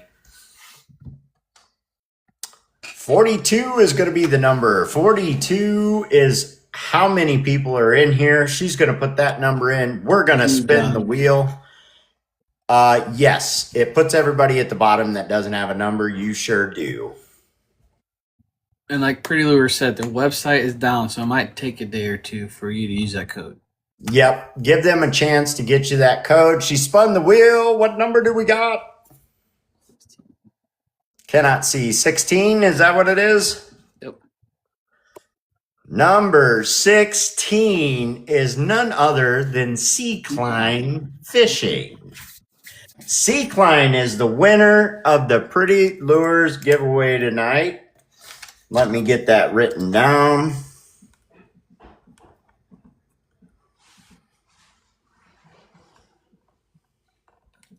Congratulations. Can we get a congratulations down in the chat? Appreciate you stopping in, showing your support, Sea Klein. And for that, you get a $25 gift code to Pretty Lures. So next is, I believe, going to be a little more in detail for what he's giving away. So a while back, Swamp was having a live. I wasn't even in the auction. And you know how we do that. If you get so many likes, I'll do a giveaway. They'll do a giveaway. Who does a giveaway? So correct. I said, if you get 250,000 likes, I'll give something away. You did. And it's about $200 value in box. So tonight's going to be about the same thing. I got a pack of I call them the Dingleberries. Same thing as Bubba's Balls. I have a custom Dragon Tail inline that I designed. You get a 1.5 square bill in the Monkey Milk crawl pattern. You get a 1/8 ounce micro chatter. You get a 3/8 ounce spinnerbait. Dang. You get. Do I get a number? 2 packs of the 2 2¼ inch crappie shad. I have a wee shad in here. Guys, this is no joke. This is a huge giveaway. Let's see what else. I have a pack of my twin tail grubs. Wow. Let's see here. A pack of paratroopers. A pack of 5-inch trick worms. My goodness. A pack of the Stallion and motor oil.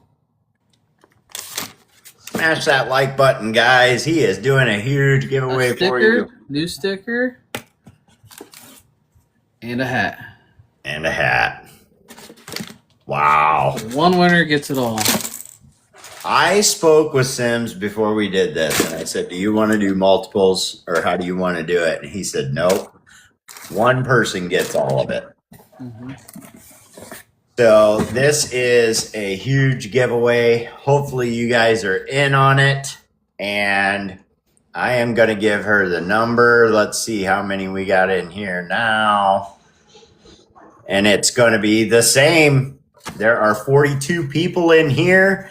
Get ready for the wheel of suspense, and we're going to give away this whole package to one person. One person is going to get the whole thing. He's going to ship it directly to you.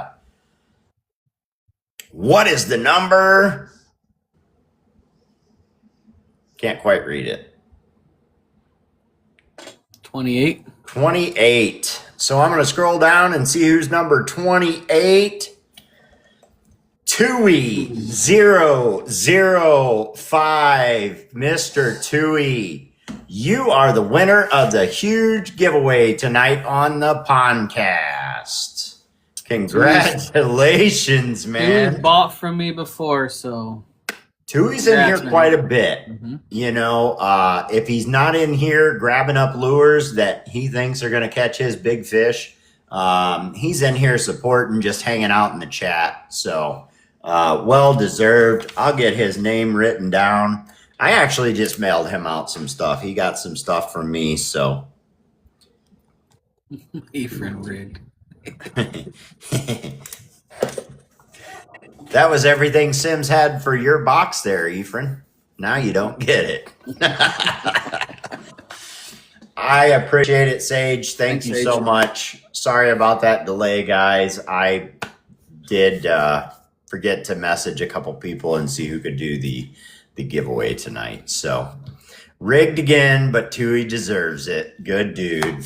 That's what BFE says. Oh, this has been great. Those were some good giveaways, some great announcements. Guys, it's still going on. Make sure you get over to Sims Tails and Tackle and check out what he has available. Spend a minimum of 20 and get 25% off of your order. Put in Pondcast at checkout. All caps Pondcast at the checkout, and you will get that 25% off. Sea Klein was the winner of the Pretty Lures giveaway, and Tui was the winner of Sims giveaway. On to the next part. Hopefully you're ready for this part. Stuff usually happens pretty quick. So we are going to open it up to the chat. If you guys have any questions that I might have missed or something that you would like to know about Sims, or maybe a question about his UV, let's not forget about that. He is an open book. He's ready to talk about it.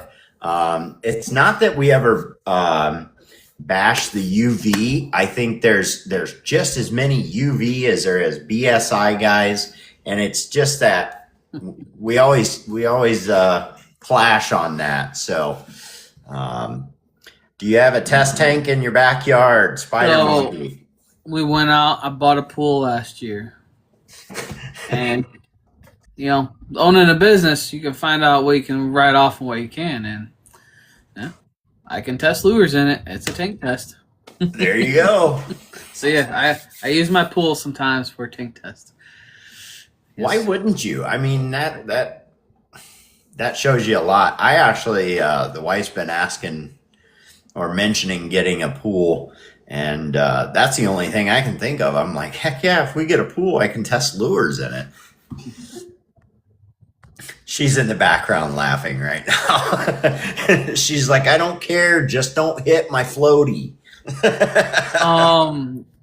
The special baits are not on the website, but they can become on the website if I get more people requesting on it. That was a question from Crystal Niece. Mm-hmm. Buy a boat for testing, says Walleye Guy. That it's gonna happen sometime. I'm trying to get to these as quick as I can here, guys. I know Bear asked earlier. We're talking, but my airbrushes I use, Bear, is the Gallery Mobius, and then I've got 2 Tamayas.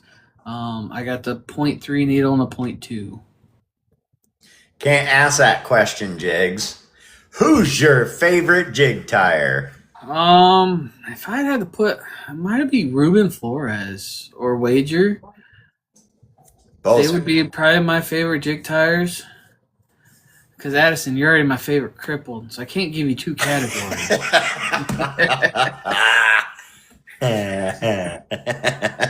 What's up, Gabe? Oh my goodness. So I know Northwater's usually asked this question, and I haven't seen it yet. If you could fish we'll start with, if you could fish with anybody, or what would be your dream fishing trip? Probably Mike Iaconelli. Mike Iaconelli. Doesn't matter where or what you're fishing for. Up there. I mean, New York's got some big smallies. He's gonna break stuff and scream. That's what, dude. I'm there to talk chit chat, hoot and holler. Yep. My fishing buddy Dan is a Mike Iaconelli fan, and I'm like, I don't know. Great fisherman. You cannot deny the fact that he is a great fisherman. But all that yelling and screaming and breaking stuff, I'm like, my gosh. And he's like, you know what though? It made him noticeable. I mean, no matter what it is, I've seen that guy fall off of boats and then breaking rods trying to catch fish, breaking rods just because he's pissed off. I mean, I think when you mention a name, everybody knows who he is. So everybody knows. Like, if you could, we'll start. This will be a multi-part question. So the first part, if you could paint with anybody, who would it be?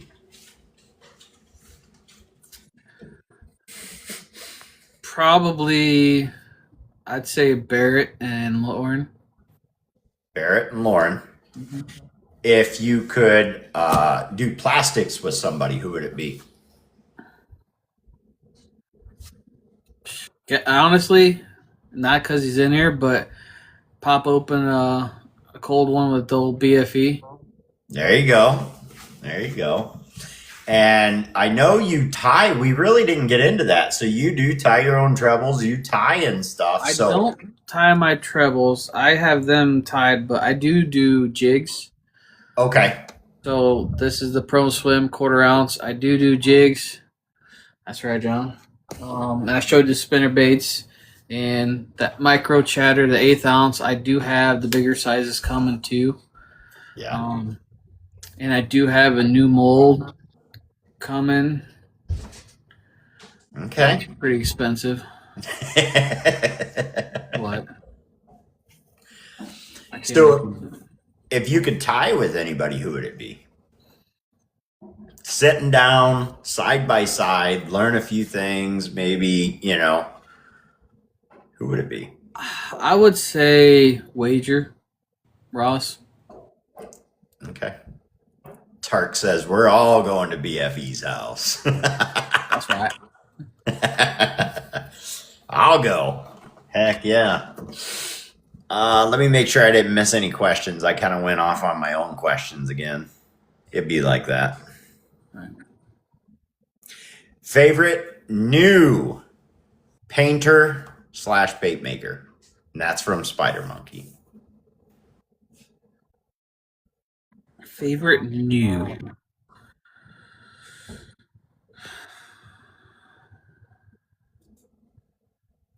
Well, what do you classify as new? I'll let Spider Monkey answer that. I know what my opinion of new is. Spider Monkey, what do you mean by new? Like 6 months, 1 year? What do you mean? LT's another good one too, yes. that painting together is going to come true in June. Pops is coming down here. I am putting on a fishing derby at our local campground for the kids, free to enter, and I'm gonna have bags of baits. I already got a couple tackle boxes for winners. I'm gonna go out and get a couple fishing poles for winners. Nice. Started out under a year. Yep. Chris, you have done some pretty good stuff, buddy. Yeah. He's a good painter.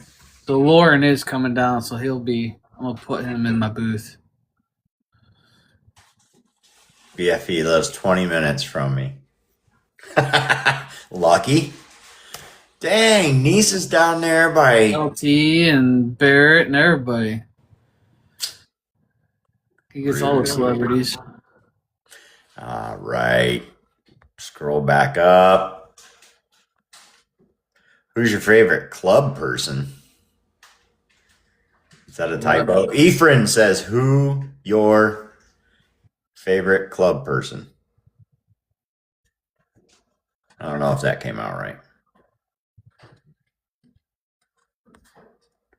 BFE said, Paul Tark, I'll get the beverages. Come on.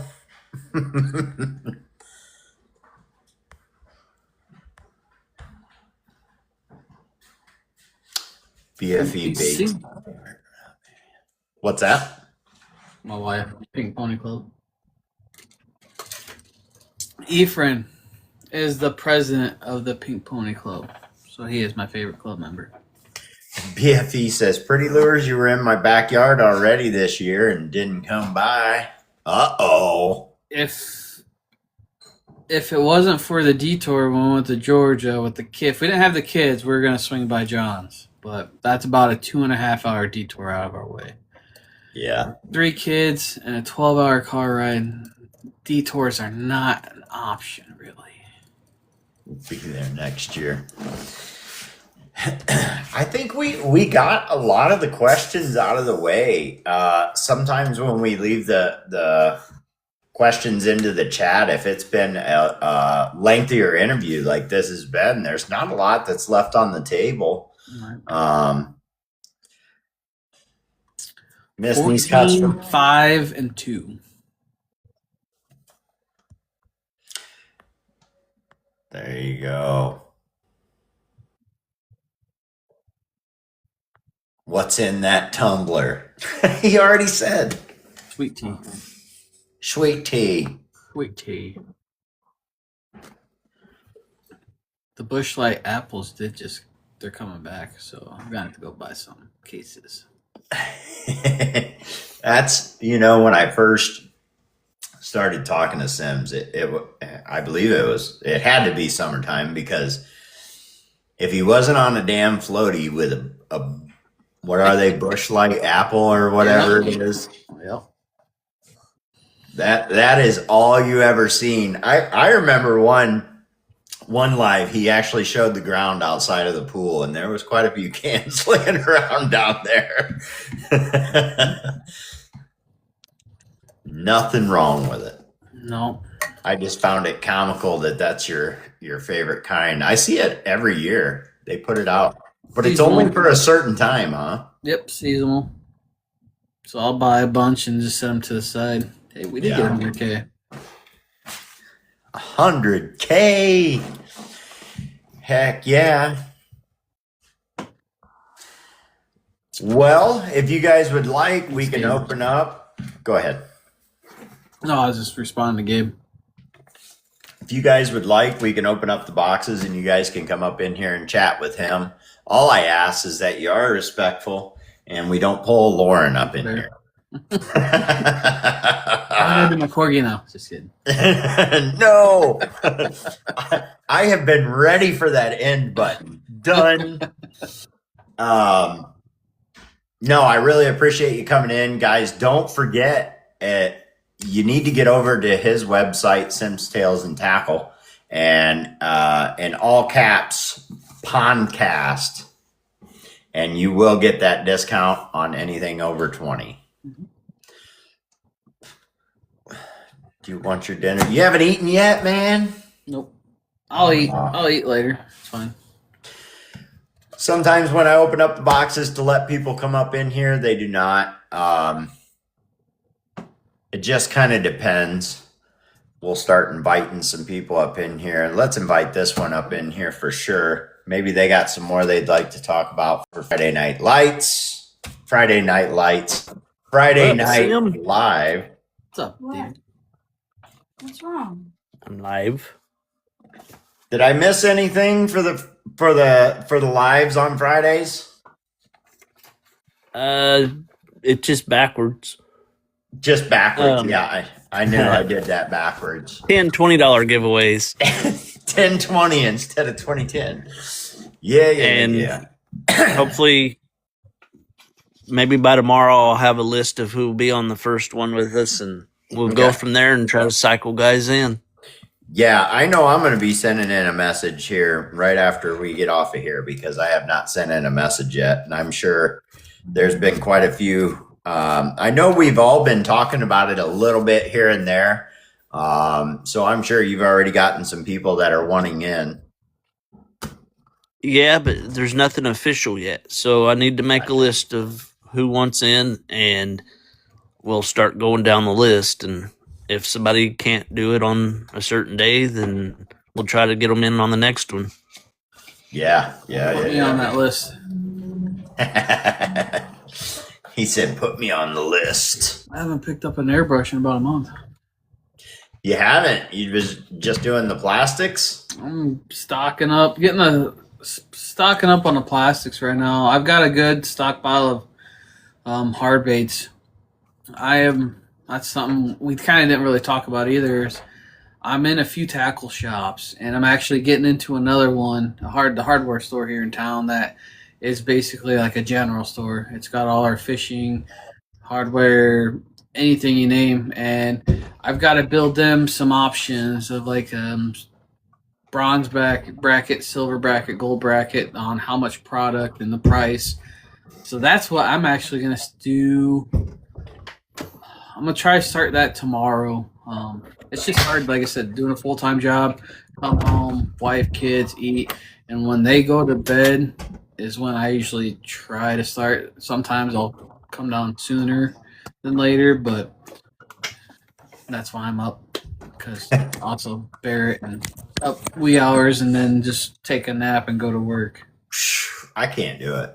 Yeah. I'm an early to bed person, early to rise, and I have gotten up. I have woke up at like 4 o'clock in the morning just because, and I look and he's still going strong over there, and I'm like, but you were a third shift guy for a long time, right? I did second shift. Okay. Which was, I'd get off around 1:30 sometimes. Yeah. I can't do it. About 10 o'clock, 11 or 12 at max. That is max. For me, I'll put stuff off and not go in there to paint. And then once I do, though, I don't want to stop. Yep. BFE says he's with me, early to bed. Early in the morning.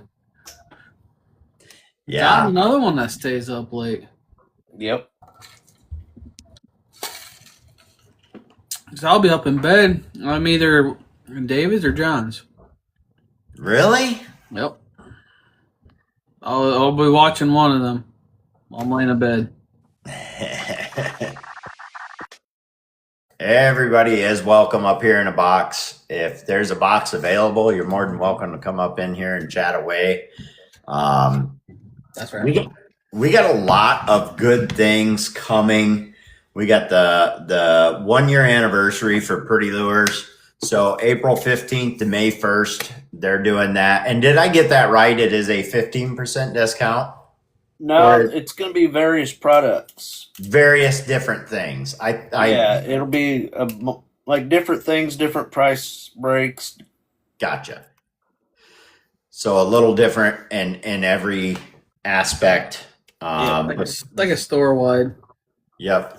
But there will be discounts over there for you, so make sure you get over there and check it out. And like we said, hopefully it'll be back up and running here within the next 48 hours. So, and then the Friday Night Live, make sure you guys get a message sent out to Pretty Lure. It'll always be hosted on their page at 7 Central. And I think it's going to be something to watch. I think it'll catch on pretty fast. It was already big back when you guys used to do it before. So, but it's a little different, back, I think we discussed that the other day. Back before, it was always these set people and it was very strict, and that's how it went. Now it's going to be a little more free. There will be those select people that are always in there, but then other people can get in and paint with you guys. Now, the select people can change. Like, if we get one of the originals, like Fingerprint, coming through and he wants to come in and do a night, he can take one of the spots, but we need to keep it about half and half. That way we got old OGs and then new guys. I could say new guys. Some of you ain't been that new, but new to the show type thing. Yep. And I was talking to Paul, and I was like, man, we've all improved since then. So between us getting better and how great everyone that's new is, we're going to see some crazy stuff. Yeah. I think we were discussing that a little bit too, that everybody needs to keep learning all the newer things. Because if you don't keep improving, you get left behind. So there's been some designs that I've seen lately that are pretty amazing. I got some baits from Paul Tark where the scales are, he's trying to get it to the point they look like they're floating, and they're looking really good. They're looking really good. Yeah. What up, Whit? We hope to see people push to try new things, We all see each other doing things that we may not know the technique, but maybe it'll push everybody to learning more and like getting out of their comfort zone. Yeah. And it's a very good thing to where you gotta just do it. You ain't got a lot of time to think. Right. Teaching that kid how to splatter with his airbrush. Listen. Look, just be glad I went out of my comfort zone and painted this today. Looks like it's getting close to a crappie to me. Yep. Getting there. That's what I was aiming for. It turned out better than I thought it would. So what do you got? Heck yeah. Doesn't look bad at all, man.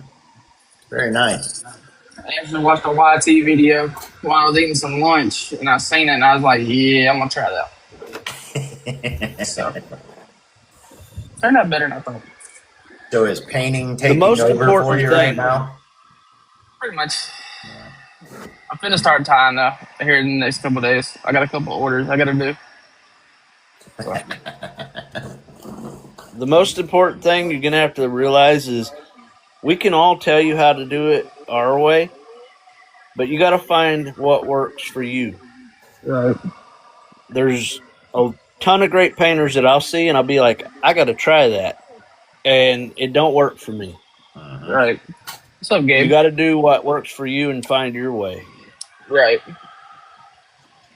And I've noticed that too. I've had thousands of y'all, tell me, hey, this is how I do it. Okay. And then I try them like, they really don't work for me, but it works this way. So. Yep. I'm slowly figuring it out. Just on week number 3, but we're slowly getting there. More than one way to skin a cat.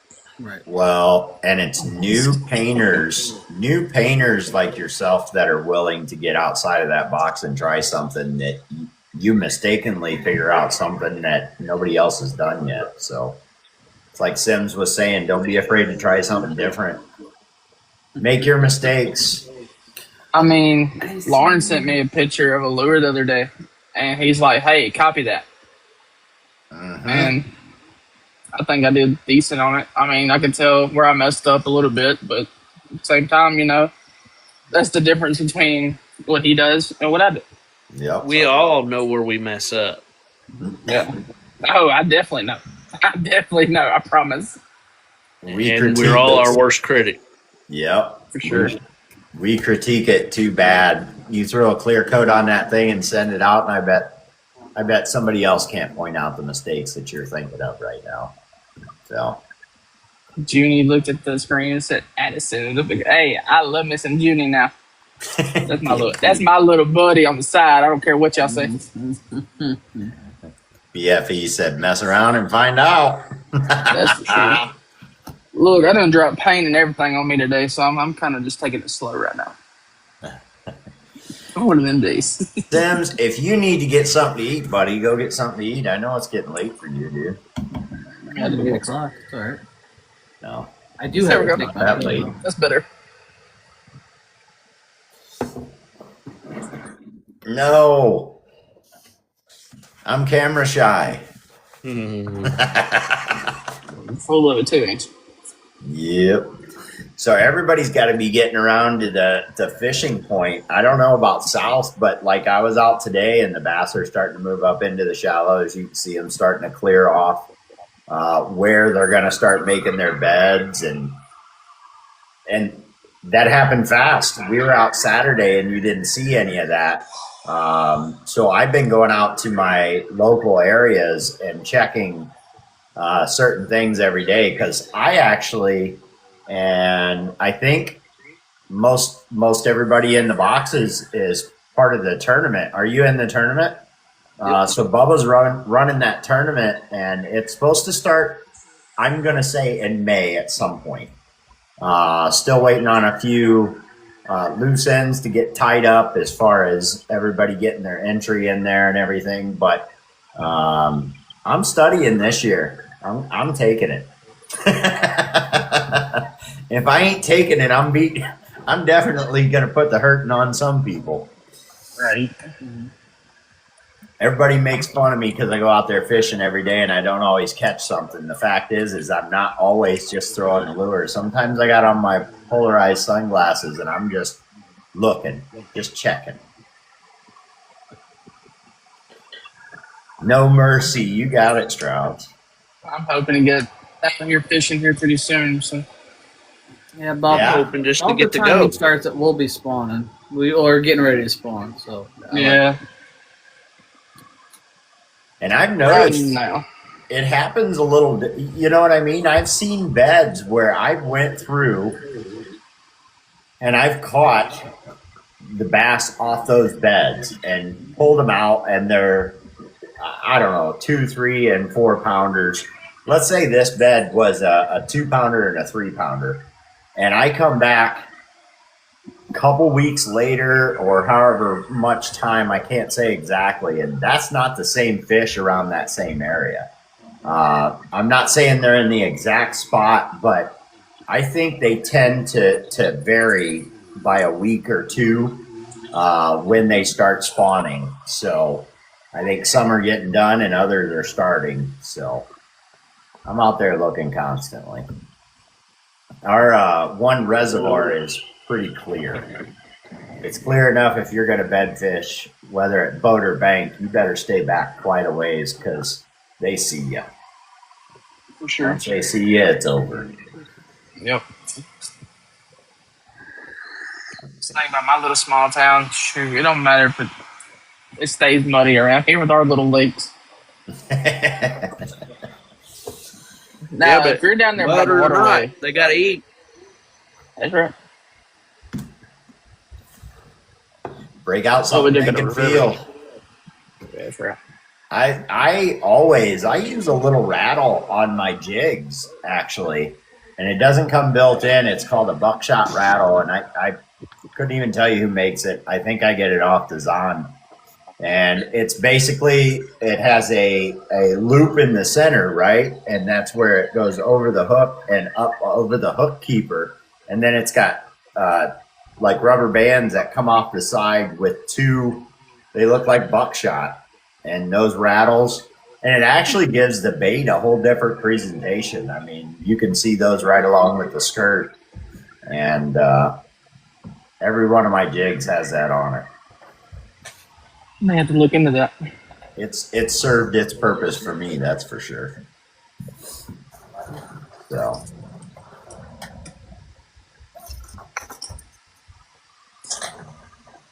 that it backed up, and that's not Simm.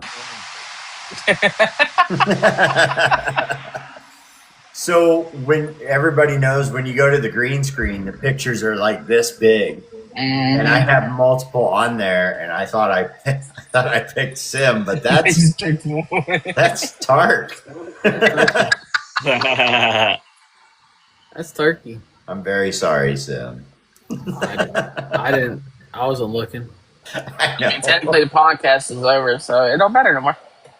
Well, when it's actually just the 2-part screen, it only shows this middle part. It doesn't show people on the sides anyway. So yeah, but you couldn't tell, so I'm there. So what'd you think, Sims? Did it go how you thought? Yeah. I won't even lie. I tell everybody I'm always a little bit nervous when it comes to the podcast. About 30 minutes before the podcast, I've already prepped for like an hour, making sure I got everything, and I always forget something.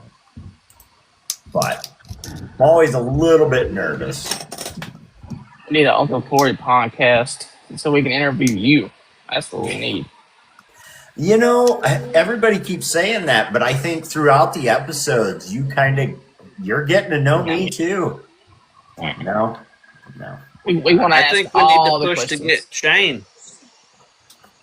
Yeah, I believe so. He put a post out.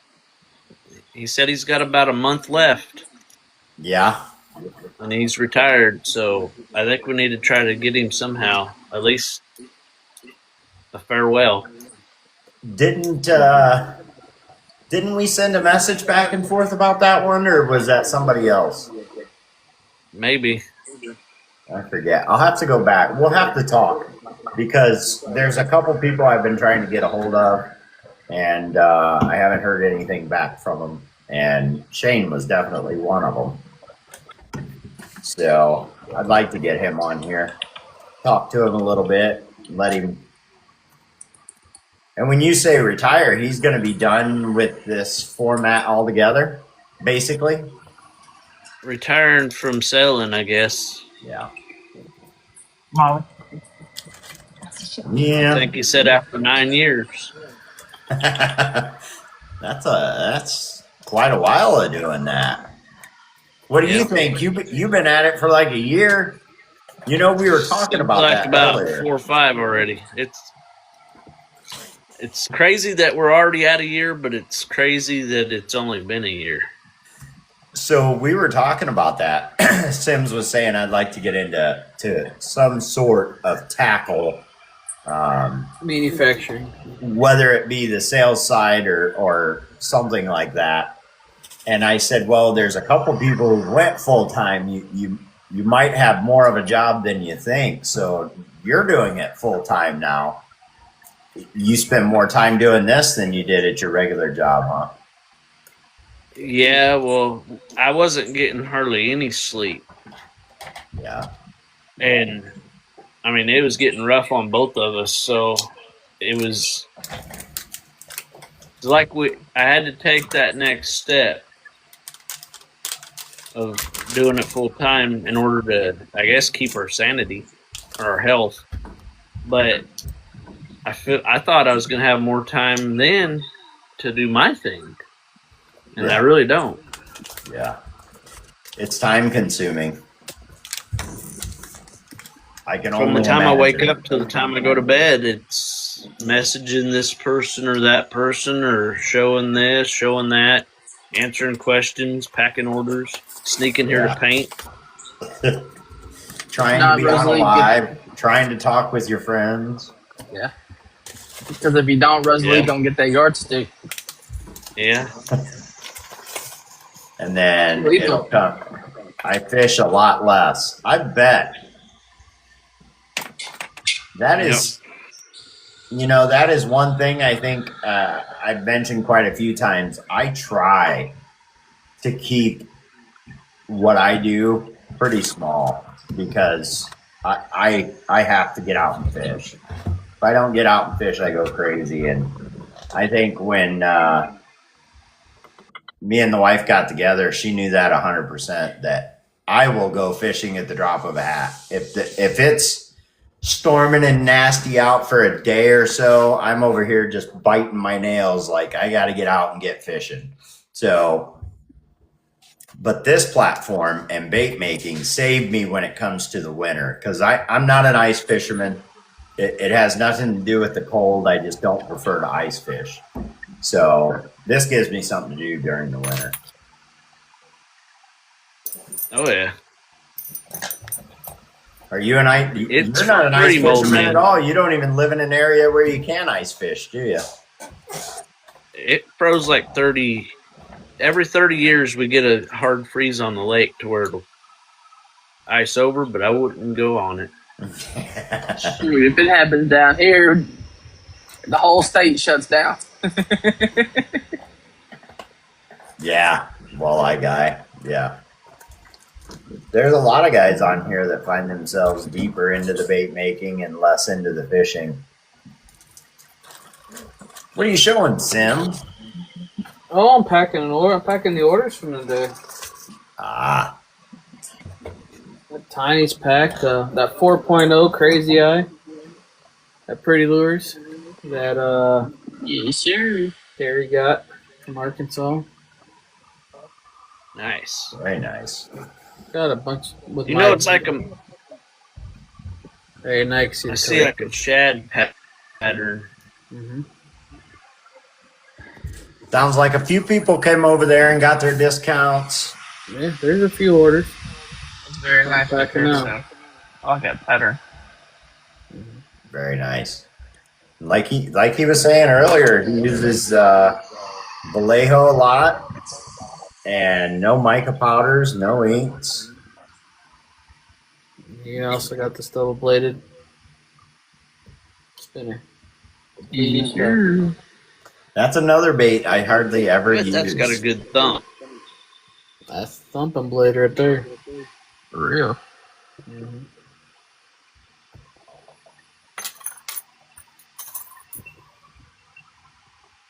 Just a simple order like that, which a lot of first-time orders, I do throw something extra in. Now's the time to get what you want, walleye guy. If you go over there now and get more than 20 off his site, you get 25% off. So Think about it. I got some of them jakes. I got the big 10-inch jake in the fire. yes, old man. Woo! Holy cow. Good Lord. He said that ain't on the site though.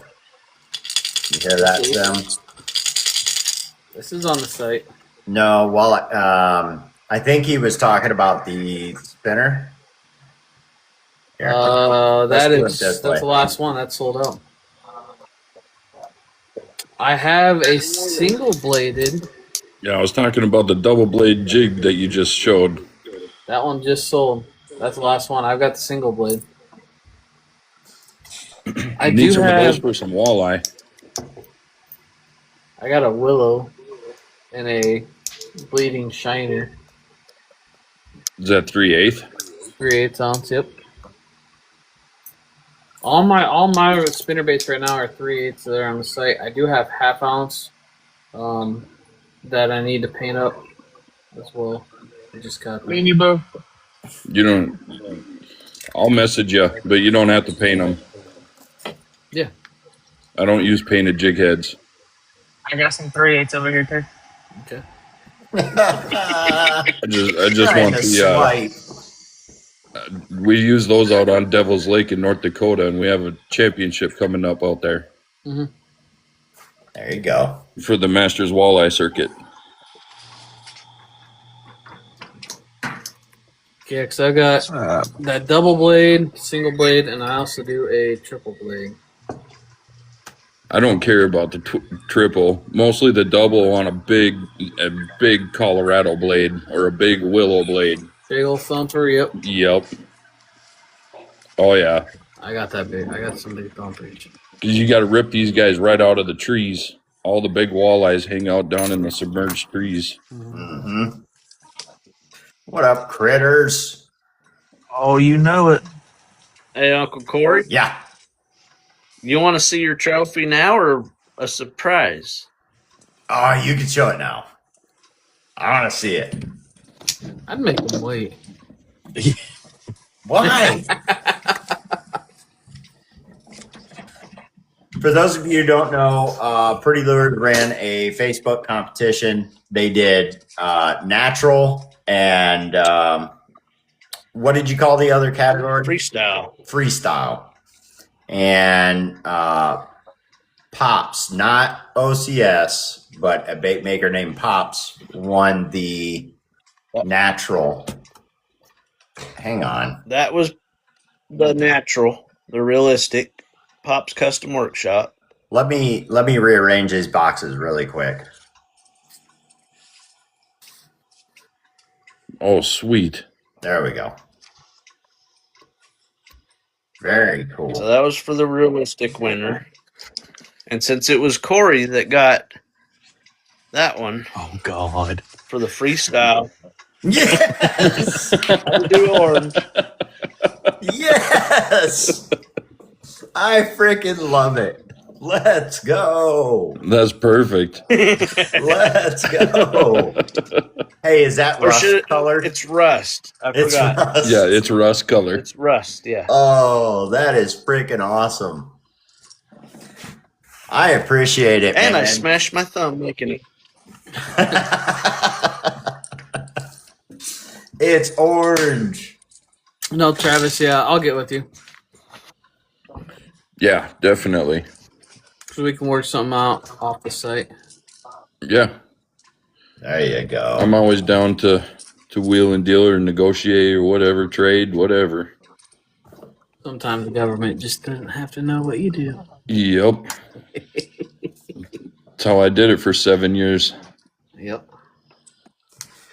I am so glad I asked to see that. That thing is freaking awesome. All right, but I'm gonna go eat because I gotta take my pill. So I will. All right, brother. I appreciate you here. coming on and doing this. And if you guys didn't get over to a site, you better get over there right now because it is about to end. I'll keep it open for an hour. You have 1 hour. Thanks, Trav. If you miss it, I'll be on later for you. Thank you so much, Sims. Thank you for the big giveaway. Thank you for the discounts, the discount codes, and I appreciate you, brother. No problem. Thanks, guys. All right. Have a good night.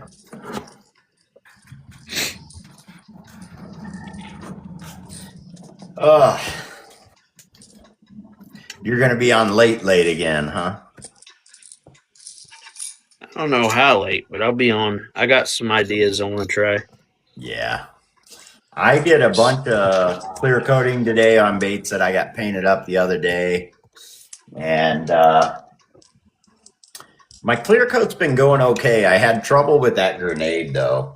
I kept getting little things in it I didn't like. So hopefully for Odd Otter's sake and my own sanity, it's good this time. Like I said, you can just send that to me. I'll put it up. He'd be so disappointed. For those who don't know, Odd Otter is Critter's brother. So I don't blame him. Critters, that's what your wife said. That's weird. Nobody claims him, but the first time I met him, he was with you all. He's free labor. He's free labor. Yep, guys, don't forget Critters Custom Lures next Tuesday. Right here, same time, same place. Make sure you let me go back and look again. Oh, yours went to Sea-Cline, Pretty Lure. So I think he's going to be more than understanding on time constraints and stuff. So, and then you had the biggest winner for amount of things in that box. I didn't even count them. I can't believe he gave away that whole big box for 2 weeks. That was a lot of stuff. I remember doing that live when we hit. He said he'd do a big giveaway at 250,000 likes, and I'm like, we'll never get there, but okay. And by golly, we did. And he was a man of his word. He put it all up there. So, what up, everybody? What's up, Strouds? Hey, what's going on? We're gonna have Walleye Guy is going to be on the podcast. Strouds is going to be on the podcast. Next is going to be Critters. We have a stellar lineup coming, guys. So make sure you're tuning in. And if you can't tune in because maybe you work a different shift, I know a few guys that do, and they always go over to the YT page and they watch it after I post it up over there. So there shouldn't be a reason that you're missing it if you really want to watch it. You've had a lot of great guys on too, though, already. I have. We've had a lot of great people. I think I said earlier, Simm's made the 19th episode, so we're almost to 20 episodes. Critters will be the exact 20th episode. So, and of course, we're going to have the 20th episode on April 20th. Yeah, it is, isn't it? 21st. No, it's 21st. Yeah. That's right. Close the 20th enough. Is I've got that kids fishing club thing. Yeah. There's a lot of guys who are doing stuff with kids in fishing, and I think it's freaking amazing. I remember when I was a kid and somebody was showing me fishing, and I am so glad they did. It's a passion that I enjoy, and I'll enjoy it until I can't do it anymore. That same here. I told my wife, I said she better bury me with my fishing rod. Yeah. So I have a neighbor over here. He's an avid and always has been a walleye and perch guy. And he's now 83 or 84. I think he's 84 this year. And he can no longer go by himself, but that man goes out at least twice a week fishing still. And his wife said, one of these days I expect a phone call, and I'm hoping it happens on the water for him. And I'm like, that is the weirdest thing I've ever heard, yet kind of the nicest, I guess.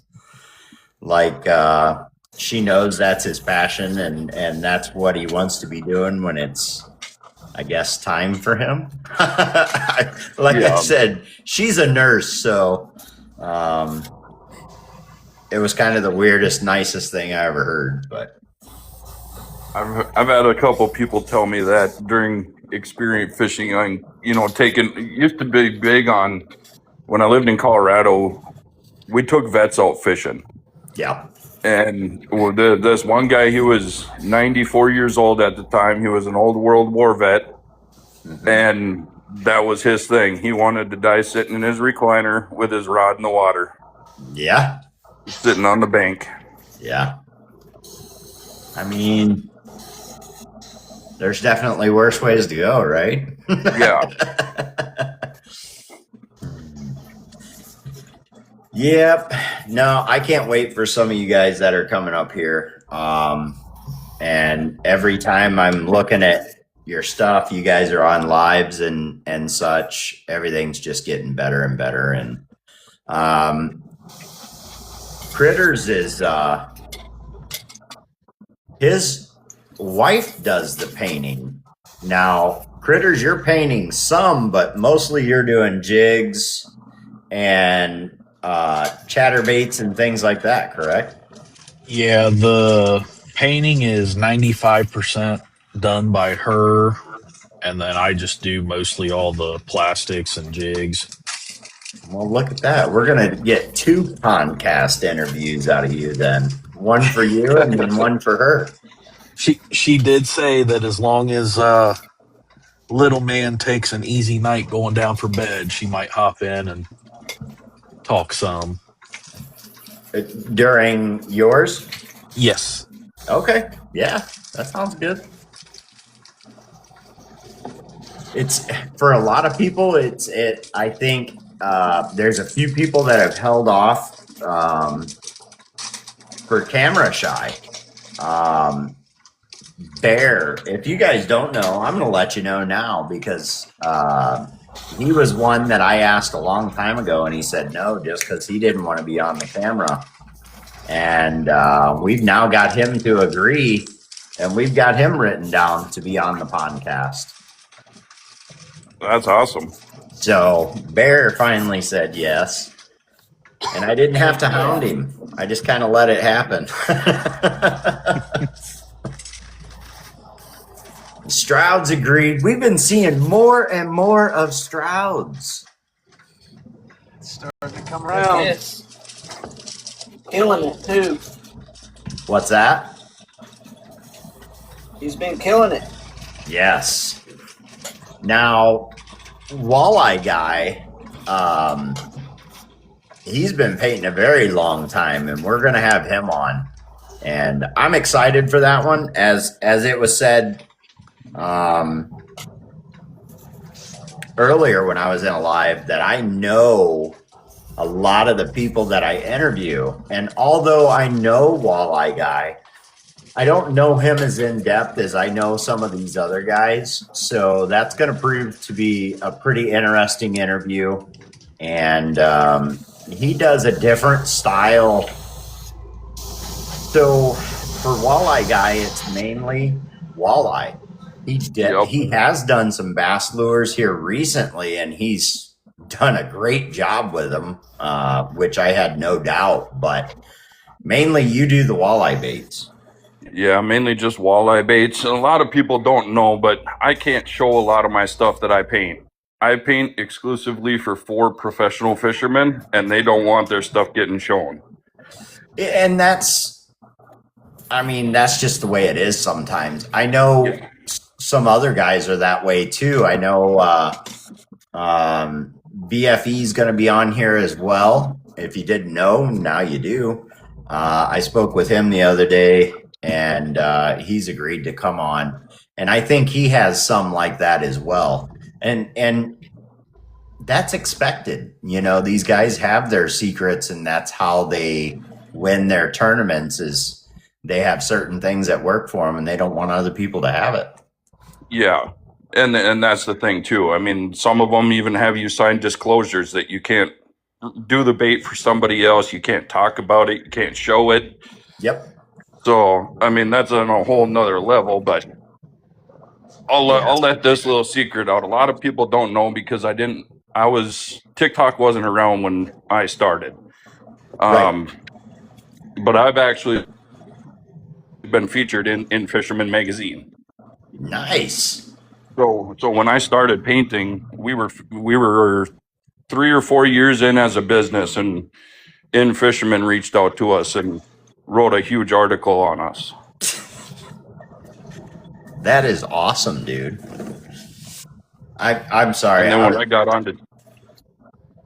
when I got onto here, I met Barrett and Fingerprint and Smith and Whiskey and all those guys, and started watching the lives that they did every Friday, every day, every Friday religiously, basically start to end, just sat in the chat and watched these guys. And the stuff that those guys would come up with was just amazing to me because I was in my walleye world. Yeah. Yeah, Well, now you get to join us. Yeah, exactly. Well, but there's so much to learn from everybody on here. That's the thing. Well, like I was saying to Jigs earlier, Jigs is very new into painting. and something that he stumbles upon, some little mistake that he makes, might be something that everybody picks up on, and they're like, wow, that, that's how these things happen, by mistakes or trial and error. Try, and then finally somebody gets it and they show other people. Exactly. And I couldn't tell you how many baits I've washed over the 15 years that I've painted. I mean, I still wash them today. I'll paint it up and I'll be like, I hate that. And I'll wash it. I'll set it off to the side. Yep. And you hear these guys coming up with, no, just keep on adding to it, keep on painting it. My mind don't work like that. I am not that artistic. I have to say I do it. I don't come from an artsy background. I've never done anything with painting before, but that is something that I do. I will keep adding colors to it, and to be honest with you, some really neat patterns have come out of that. Problem is I don't know how to achieve it multiple times when it comes to some of these. There's definitely patterns that I have that I can produce, but I did a big, I forget, it looked like a color shift. It was a big swim bait or big glide bait. I forget who got it. But the thing looked like it color shifted like crazy, and all it was colors stacked on colors. And the thing was, purple and blue and pink and silver and all in one. But I can never do that bait again. I need to try another one. I really do. I know you have my baits, Jeff, but you're your biggest critic. What I don't like, somebody else may, but I'm not letting it go out the door. Northwater says, I have them here. You're artistic. Yeah. I like painting realistic stuff. I'll say that double take is definitely proof that you can be artistic. Oh, I know I can be, but I like to take a picture and try to get as close of a replica of that picture as I can. Yep. I think everybody, as we get further into it, you end up with two phones or a phone and a tablet, and you're looking at a picture while you're painting, while you're on live. Yeah. Yeah. And the colors that you see, like, it's way different looking at a picture on a phone on a smaller screen than it is on a computer or a tablet. When you can zoom in down to that scale and see all the different colors coming through, it's crazy. Yeah. I think everybody's trying to replicate something, and as they do it, it always turns out good, but different from everybody else's. You could take 25 people and have them paint a bluegill, and they might all look fabulous, but none of them will look the same. It just depends on which colors they laid first. Ephraim, if I kept a box for you, bud, you'd need a warehouse. He'll get one. Don't tempt him. Don't tempt him. Ephraim has boxes all over the United States. Yeah, he's got plenty from other painters. Yes.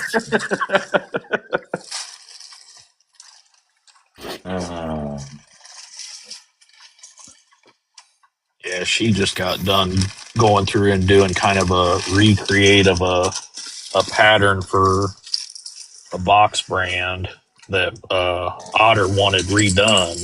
Mm-hmm. Let's see if I can do this without hooking myself.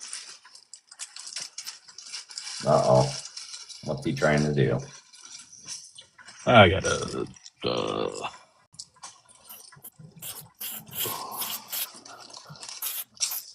So, the bottom one is the store brand. Yeah. And then the top one... Let me slide this back. That's it.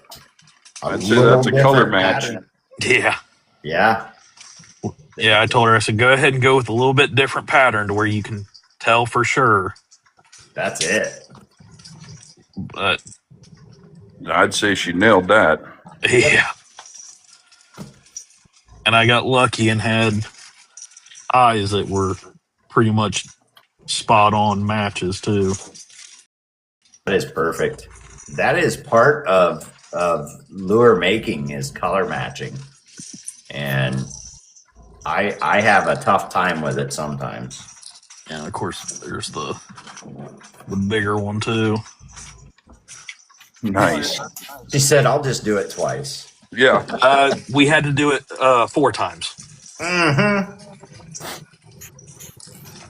Yeah, he had two of the larger diamond shads and 2 of the smaller ones. Very nice. Of course, you can't buy those anymore. You know, you find a lot of custom painters doing that. You know, guys who fish a lot will be like, "Hey, this pattern's discontinued or this color, and I need it." Yeah, and this is how they started for the most part. Mm-hmm. I'd go through and sand them all down, clean them up, and Without a doubt, Jeff.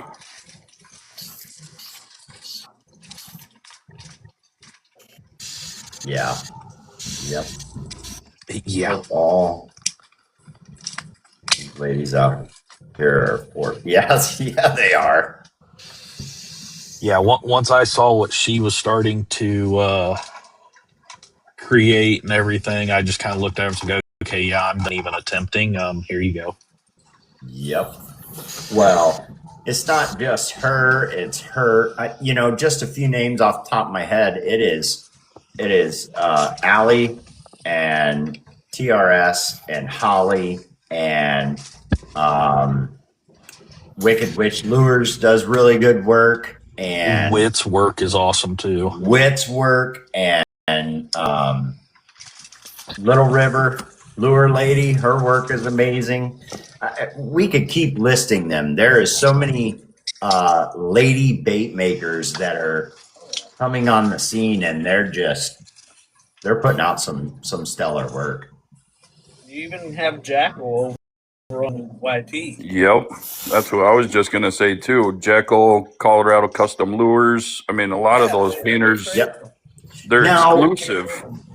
Correct me if I'm wrong, but isn't Windy City Lures, isn't that a lady bait painter? Or does anybody know that one? That one's new to me. I'm going to have to look. I believe so. I don't think I've ever seen a picture of them, but I believe it is. And whether it's male or female, they're doing some good work. Yeah. So, oh, look at that. Critters got out the custom stands. So Critters does custom stands, but so does Sea-Cline at Dead on Baits. And I believe those are Sea-Cline stands right there, correct? Yes. Yeah, mine are the little trees. There they are. Yep. I didn't see it sitting there. Yeah. Yep. They're both great stands.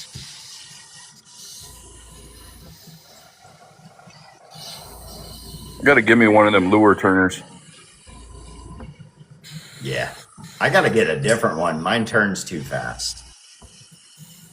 I think that is the lowest setting for mine, I believe.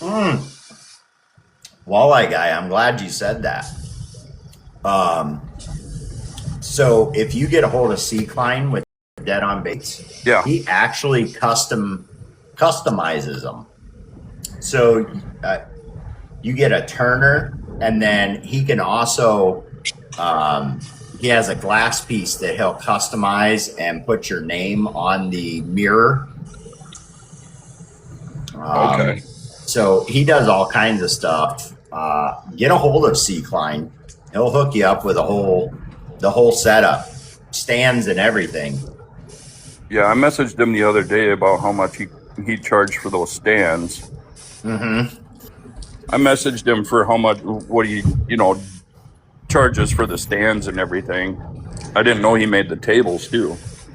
Yeah, so he has the turn, we'll call it that turnstile, right? and then he has a mirror. He has mirrors that fit it, but he will customize the mirror to have like your bait maker name and everything on it. And then he'll customize the stand to have your bait maker name or your CA or whatever it may be. But okay. Yeah, once you start talking to him, it gets deeper and deeper. He does a lot of different stuff. Yeah, I know he does do a lot. I've been in his live quite a bit when he's on. Yep.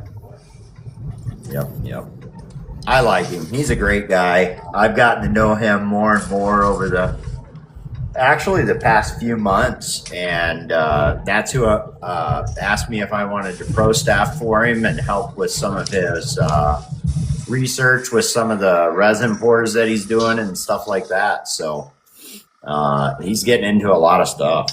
Yeah, we got into a pretty good conversation on resin pours for a while. Yeah. One late night, me and Jeff and him. Mm-hmm. Because I'm actually doing the same thing right now. I'm actually in the process of making my own lipless crankbaits. Nice. See? All these guys, we all get on here on these lives and we just start talking, and you only get little bits and pieces about everybody. That's how this show came about. It's a good way to get everybody, because I mean, I'm not on here all the time, but I'm on here quite a bit. But I don't know everybody personally, Correct.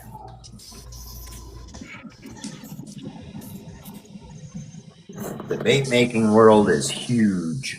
Oh, it is. It's exploded since when I started, for sure. I mean, Colorado Customs wasn't even a thing on the map when we started. And then I think it was like 3 years later, she started. And that's on the YT? No, we were actually 100% on Facebook. Gotcha.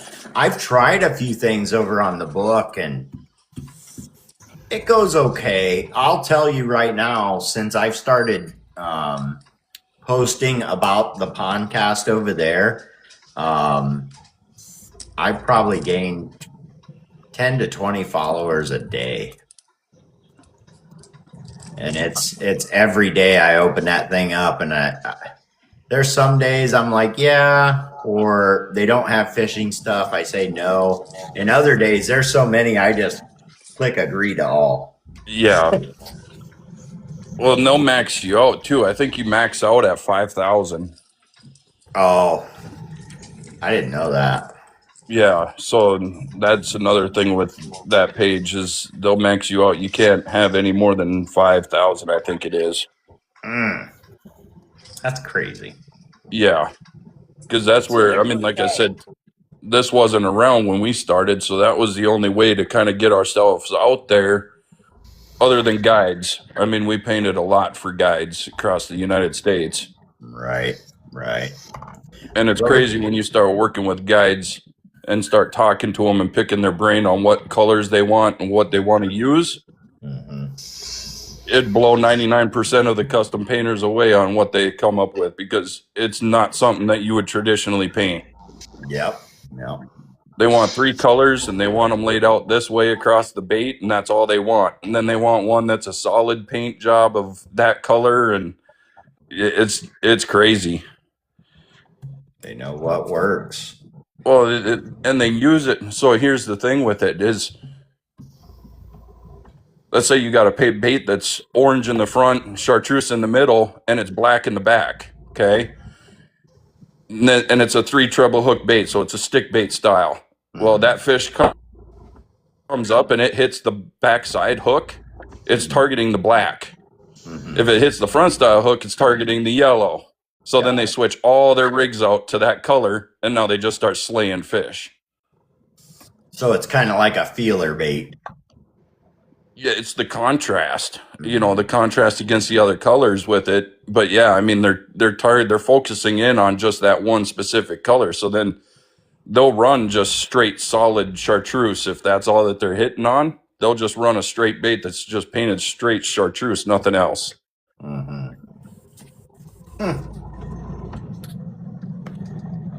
But you got to look at crappie jigs too from the bigger manufacturers. A lot of those are 3-colored.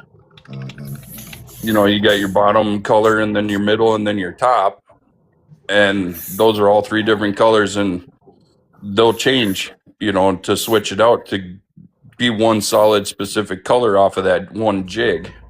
Yep. I'm just waiting for Critters to knock this whole thing over. That's what I was waiting on too. Put the body of the worm on it and see how long the tail can be just chasing itself around the turner. I was like, sooner or later, this thing's just going to tip.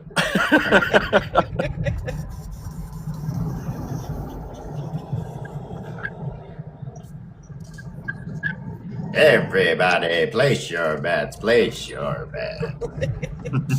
Which is going to fall over first.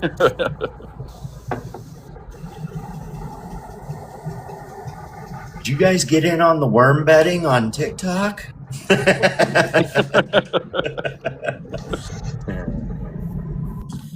No, Critters does some good stuff. We're going to learn a lot more about Critters next week. And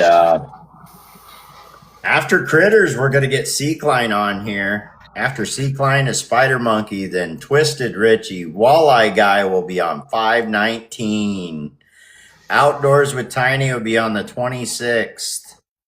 And then we have Calvary on 6/2. Strouds will be in there on 6/9. 6/16 will be Bear. 6/23 will be Hoghead.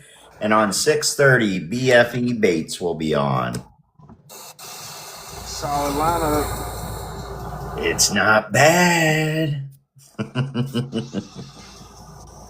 And that's not everybody. I only read out a few of them. I mean, we're pretty solid for quite a while. Yeah, I was going to say, you got to be going out almost July by now, huh? No, more than that. We're all the way out to. We can surpass October. Oh wow! Yeah, but that's awesome. I don't start reading them out that far out because if things change, I can bring in a substitute. Yeah. I try and bring in a substitute because I don't want to move anybody else around. That makes sense. And that far out, you never know, something could come up. Man, things change every day in this world. And if I start booking, 8-9 months in advance, something's going to change at some point, and I won't have a way to fix it. For sure. So, yeah, that's the list that's written down in stone for right now. And then I have an entire page of names. So it's great. I greatly appreciate everybody getting on here. When I first started this, it wasn't as I won't say easy, but it didn't flow as well as it does now. When you're first starting something up, not everybody's willing to just jump in the fire with you. And I think I might have had the first 2 guests, and before I could even do the very first podcast, Pretty Lures jumped right in there with me as a sponsor. And it was tough. It was tough let me look at the book. It was tough probably the first 2 months to even fill out the month. And that's only, 4 people. And I asked quite a few people and I got quite a few no's. They didn't know what it was or what it was going to be. It's a little easier now. A lot of people know the podcast. They know the people that have been on, and people know people, and word gets out. And I'm thankful that I'm getting a lot more yeses than no's these days. Yeah, definitely. So, yeah, and I mean, in the beginning, it was every 2 weeks, not every week. It was every 2 weeks. Yep. It was. That didn't last for very long. Next, they won it every week. And yeah, like I said, now I've got it pretty booked out, and I could keep going. And there's other guys out there kind of doing the same thing. I don't know if you guys watch Outdoors with Tiny. Outdoors with Tiny runs Real Talk with Tiny, and I think he does his once a week. And he talks more the fishing side, right? We talk the bait making over here, and he talks the fishing. And I've met a lot of great people over there too. That's actually where I met BFE. I had seen him around, but that's where I really started talking to him, was over there. Okay.